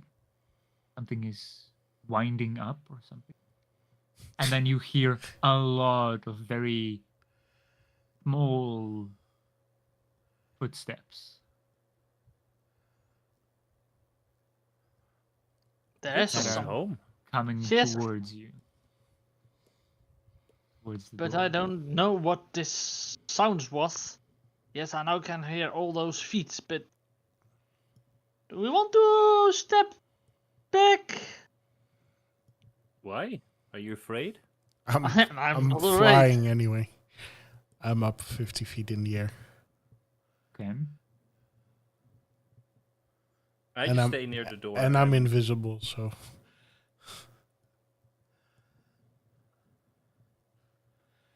Got my bow drawn. Hello? As We're friendly. you call again, you hear a lot of bonking against this door, like more like a thud, like silent thud. You can hear something is. Many things are moving about, and you hear a lot of metal clanking. It's an Slowly, army. you can see that one of the doors is groaning as it's being pulled open, and you can see like 20 tiny like balls, metal balls with an eyeball in it, and feet. Cool. Oh, And they all stare towards you. The one who was shouting, Riz. Nice to meet you. My name is Riz. Do you talk?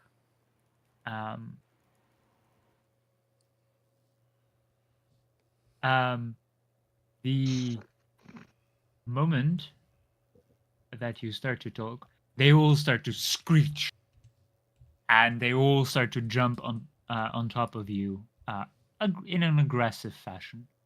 The phone beckoning himself. I should have moved.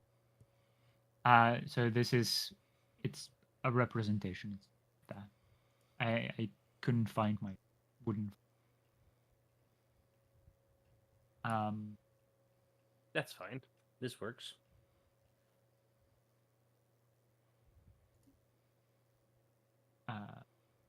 I would like everyone to roll initiative. Did you do that?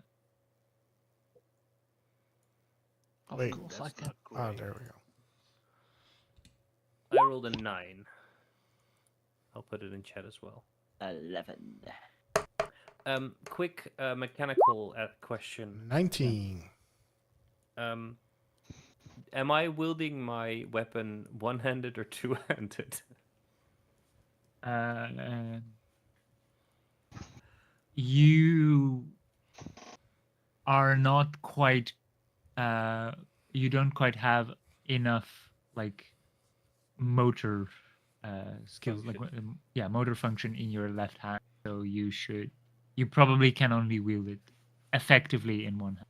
Got it. Good to know. Okay.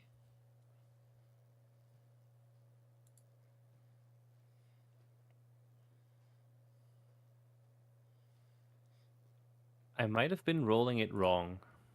All the damage all those times. Because Is it one-handed 1d10 and two-handed 2d6, or is it the other way around? no, that is correct.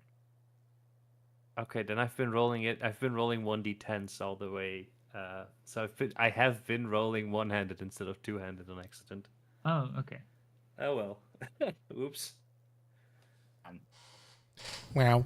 Wow, wow, wow. Well, it's not like I've been rolling bad damage, so. And 1d10 is better than 2d6. Uh-huh. Getting more dice is the illusion of rolling higher. My minimum is a 2 with 2d6, and my maximum is a 12 instead of a minimum of 1 and a maximum of 10. 2d6 is better than 1d10. Nah. Statistically, you're going to roll under the 10 all the time. Okay, if you say Yes. so. Statistically, you're also going to roll under the 10 if you True. like most of the time. Yeah, True, you're but- not able to roll over a 10 with a d10. So, Yes, but the chance that you hit double six. Can't find my swarm. Annoying. a swarm of metal eyes. Yes, I can't find my asset that I quite clearly down. I just have to do something then. I just shout down to Necrose. Oh, what a wonderful idea, not killing everybody. Hello? Who's talking? It's our invisible friend who's right up there. No, I won't. You can't see me. I'm invisible. You just can't hear me. Mm-hmm. I wasn't that stealthy. You know I can turn invisible too, right? I can too. Oh, you're such a badass. Shut up! I will consider this Except we're not pussies. I mean, sorry. I mean, we're. the swarm. They're small creatures, and now they're large. Oh, it's a rapid swarm of tiny creatures, Oh, okay. and they are trying to swarm you first. Got it. Riz, I would say this is a surprise, as they were like already like gathering up. They get Okay. action against you. This is why I always knock my bow. Is that's a natural 20. Maybe you want to do something. Yeah, I'll silver barbs to net 20. Okay. I'll give myself advantage. I'm gonna need it. Mm-hmm. Okay. So in that case, He's gonna die again. Nah. it is He can't die anymore. We need to help him. that is a 23 to hit. That does hit. Okay. You just see all of these start to body slam you, and then from their eyeballs, like shocks, like electrical shocks are being coursed through you. You take Dude, I rolled really well. That would have been horrible. That is 16 lightning damage. Ooh, that would have been 32 with a crit. Yeah, I'm so glad I Sylvie Barbs that. Holy I fuck. rolled pretty much max damage. I can go slightly higher, but still. Okay. In that case, Necrose, you're first. Alright, I see my friend get body slammed by 100 or something eyes. Shit, I get to check shit.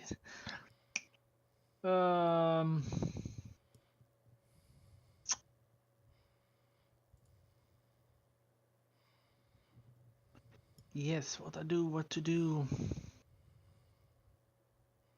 Well, fuck it. I will take out my dagger and I will try to hit the swarm of one-eyeds. Okay. I think you need to step one forward. Yeah. Alright, Okay. it's gonna be fun. And dirty 20. That hits, yeah. For 8 piercing damage. Okay, yeah. You swipe and you just, I would say, because there are quite a lot of them, you just stab one in the eye and it sticks to your dagger and you just flick it off. Yeah. One gone. I mean, it's some damage. They don't seem to have a lot of HP and they don't seem to be combat centered. They don't have weapons. They're just very small creatures that can probably be quite dangerous if they swarm all together.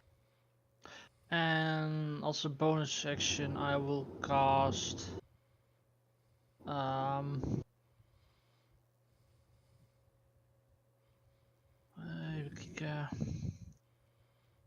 armor of Egotist on myself. Okay. Yes. Then so I have now temporary hit point, 20 temporary hit points. Nice. Okay, in that case, Moloko, you're unless you want to move away from the form. No, I will stand near my friend. Okay. Bonus action, Hunter's Mark, second level. I'll use my 2 regular actions and my Horde Breaker to shoot 3 times. Okay, go for it. An 18, a 16, and a 20.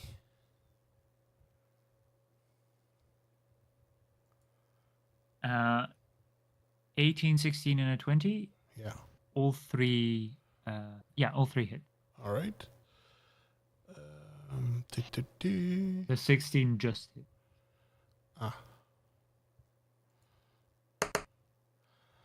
That's the Hunter's Mark.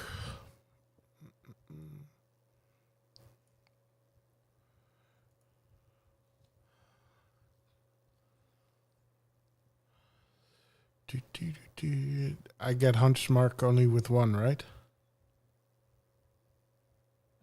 No, it's technically considered to be a swarm. No, Yes, I mean one attack. I get Hunter's Mark. Oh yeah, on. one attack. Yes. Yeah. Could you find for me the Hordebreaker? the exact description? Yeah, for Hordebreaker. Sure. It says once on each of your turns, when you make a weapon attack, you can make another attack with the same weapon against a different creature that is within 5 feet of the original target and within range of your weapon. Yeah, okay. They are considered different creatures. They are considered one target. Okay. So well, that's why. But they are different creatures, so I would say that is okay. Oh no, it's okay. You can get the 5, 7, and the 8, which makes 20 points of damage. Okay. Very nice. As you shoot these arrows, you just pierce a few of them as they climbed up on your friend. They also slid back down, and you just pierce a line through them.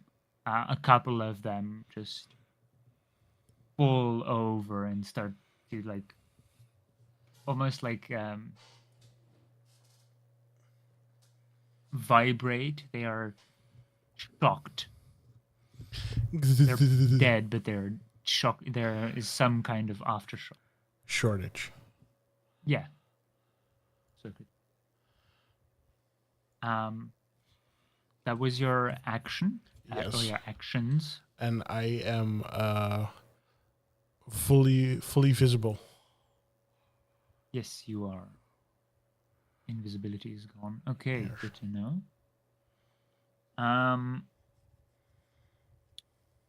Then do you want to move away from where you are? No, I'm fine. Okay. Braggy, you're up. Meg is gonna move to here as his movement. And he's gonna shout towards the little dudes. Can you fucking stop or I'll burn your house down? Off and a puff. Make a persuasion check. No, an intimidation check. This is more intimidating.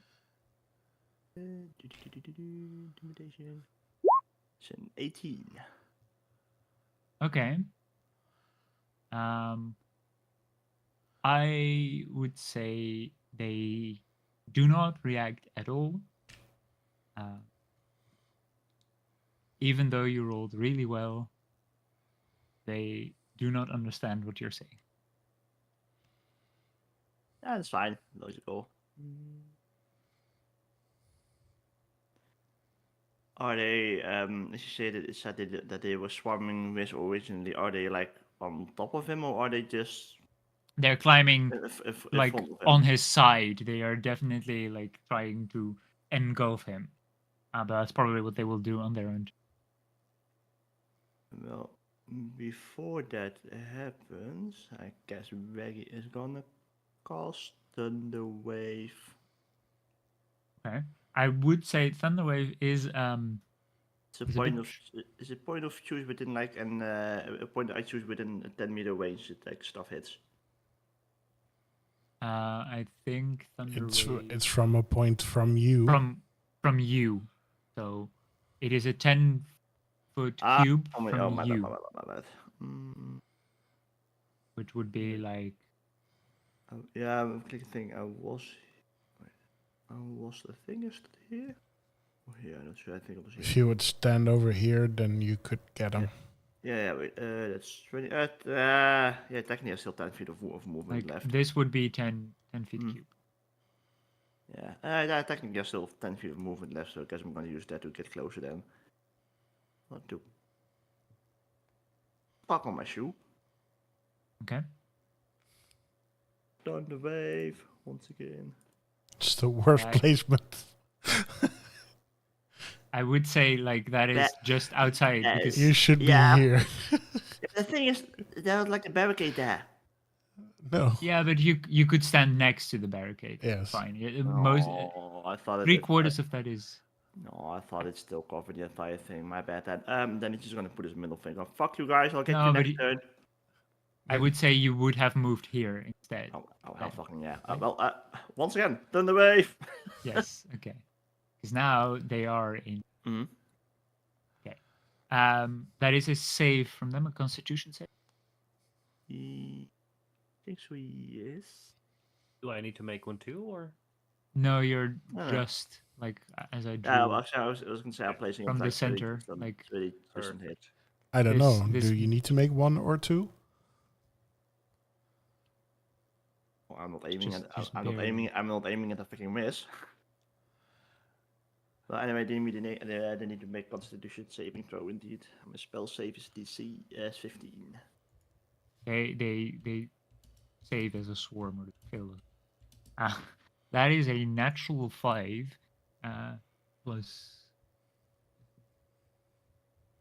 It's not that bad. Plus 4. That's a 9 total. And it's still fail. Yeah. Well,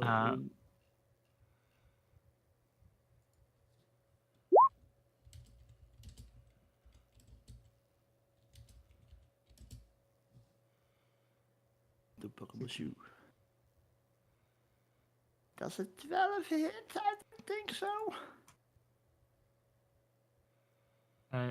12 is the damage. Because it's a save. So 12 is the damage. Oh, yeah. But you also cast it at a higher level. Did you cast it Level 3. level 3? Yeah, that's correct. Yeah. Okay. So that is a 19 thunder damage to them.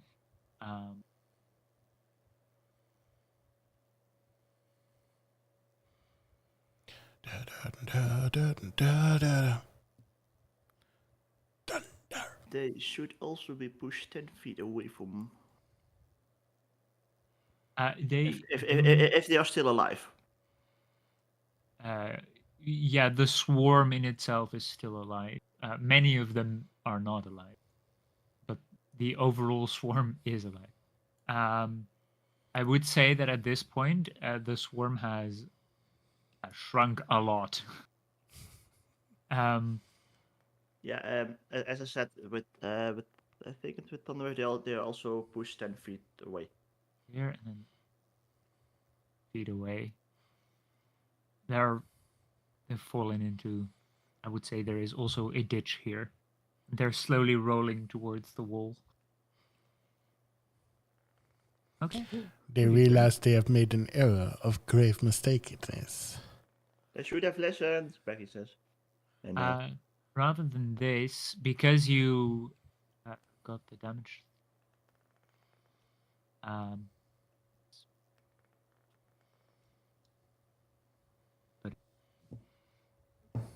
They split into two smaller groups. Less HP. Okay. In that case, Riz, you're up. All right, the closest swarm to me. Yes.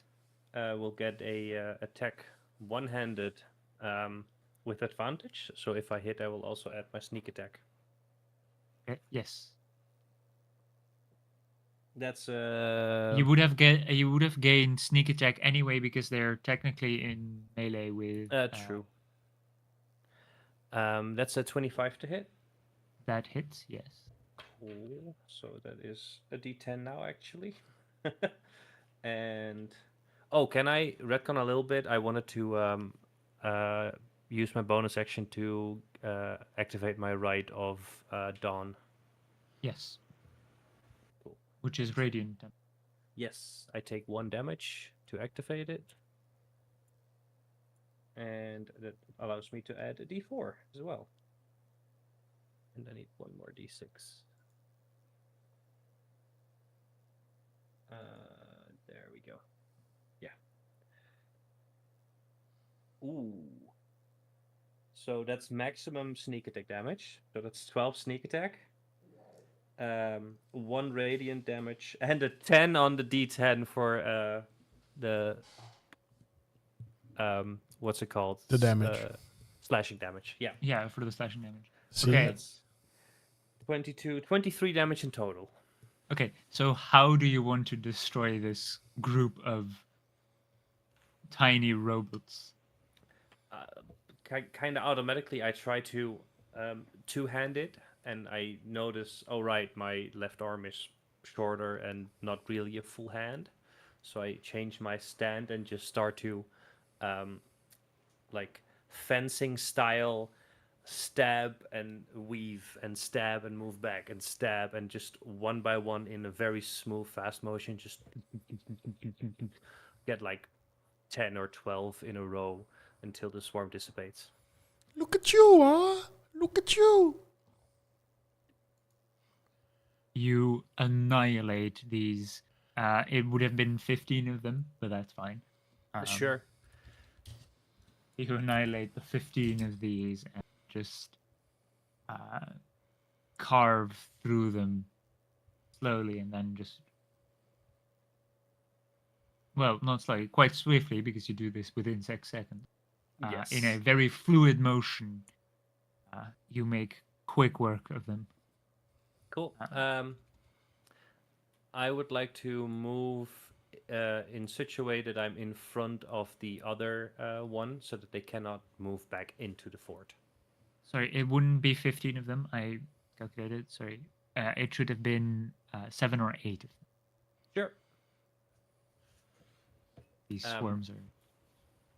So I will stand in the middle of the entranceway. Okay. You see the door is slightly ajar.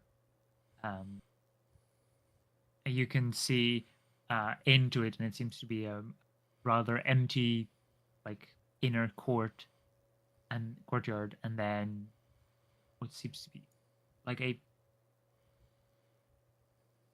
almost a mansion built in the middle out of wood, stone, and whatever other material they found. This was clearly a more recent addition to the entire fortress. Cool. In that case, it's the swarm's turn. Other than facing you,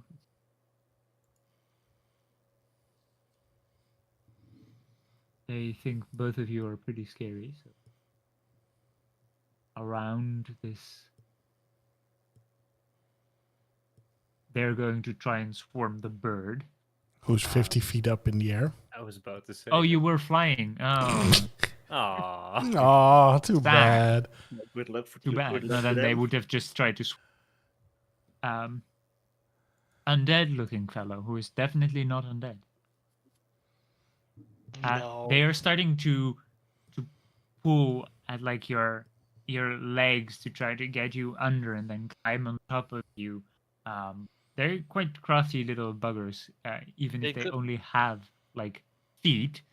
But the way they pull you is just by just pushing aside your legs to try and topple you. They're gonna get cold damage Yes, they are if they hit. Yeah. if Right. they hit. I do think an 18 hits. Yes. Shield. How much cold damage do they take? Let I me have think a look. enough. 3d6. Depends on the 3d6. level of the spell. 3d6, I believe. Yeah, No, 3d6. Oh, 20 in total. Yeah. They take 20. Yeah, Okay. 20 in total. So they hit. That means that they still do damage. But it also means that they're, after this attack, they're already. I hit you. I immediately regret this decision. Yeah, they all just climb on top of you and try to bash your ice armor and just all freeze solid to you. They do still. Ooh, that's also pretty good. That is again 16 damage. But in the retort, I know this is from your temporary hit point. Yep. And in retort, they all just freeze solid to your armor. You have now a bunch of frozen Ice. Balls. They are bull-figured metal things with human-looking eyes in them. Riz, you would probably know what this is.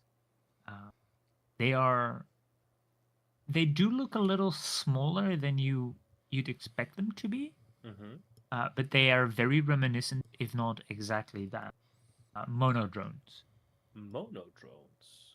They come from plane of order, which is which the name plane.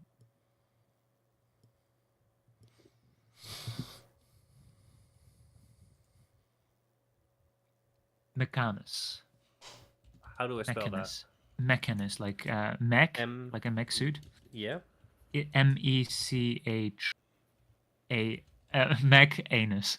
Mech Anus. They're from Mech Anus. Mechan.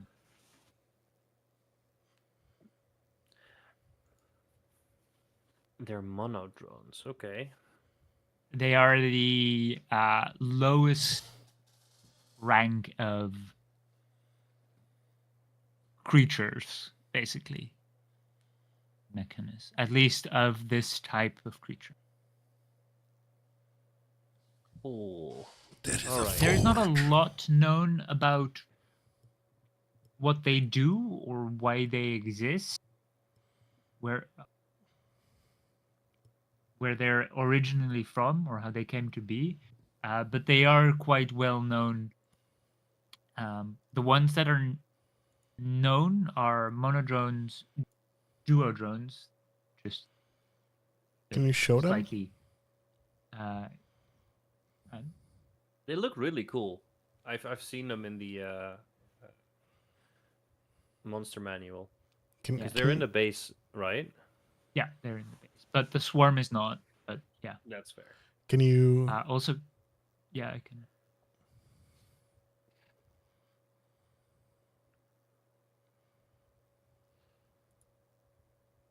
Yes. But these ones don't have arms, and they are a lot smaller. They are about the size of only the eyeball. They seem to be an altered form of.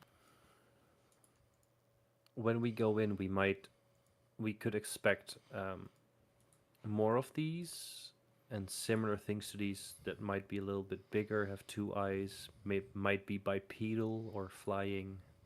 So we should be careful. By penis. Mechanus. They're the plane of Mechanus. order. Your Mechanus. anus? Mechanus. It's like the planet Uranus. It's actually Uranus. Yeah. As you say that there might be more, you can hear a lot of footsteps. Maybe, well, at least tens, maybe even hundreds of these tiny footsteps What? making their way. And I'd say we Downtown? leave it there. That seems Just like a by- good cutoff or- point. Exactly. Time to fireball the shit out of him next time. Oh, fuck yeah. That's very effective. I was about to say, that must be... I can finally use it. Exactly. I've been waiting for it so long. Raggy ball.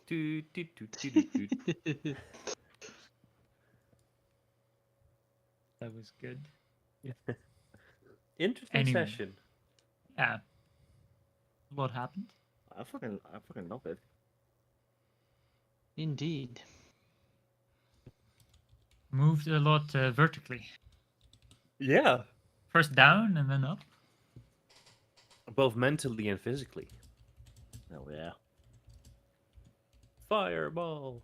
Are we, Oh, we should probably cut the stream off. Yeah. First, of course, thank you for watching. Yeah. Whatever other form of or way of listening or enjoying this you have. We will be next week. We probably will do something else, not D&D related. I think in 2 weeks we have a one shot of a different TTRPG.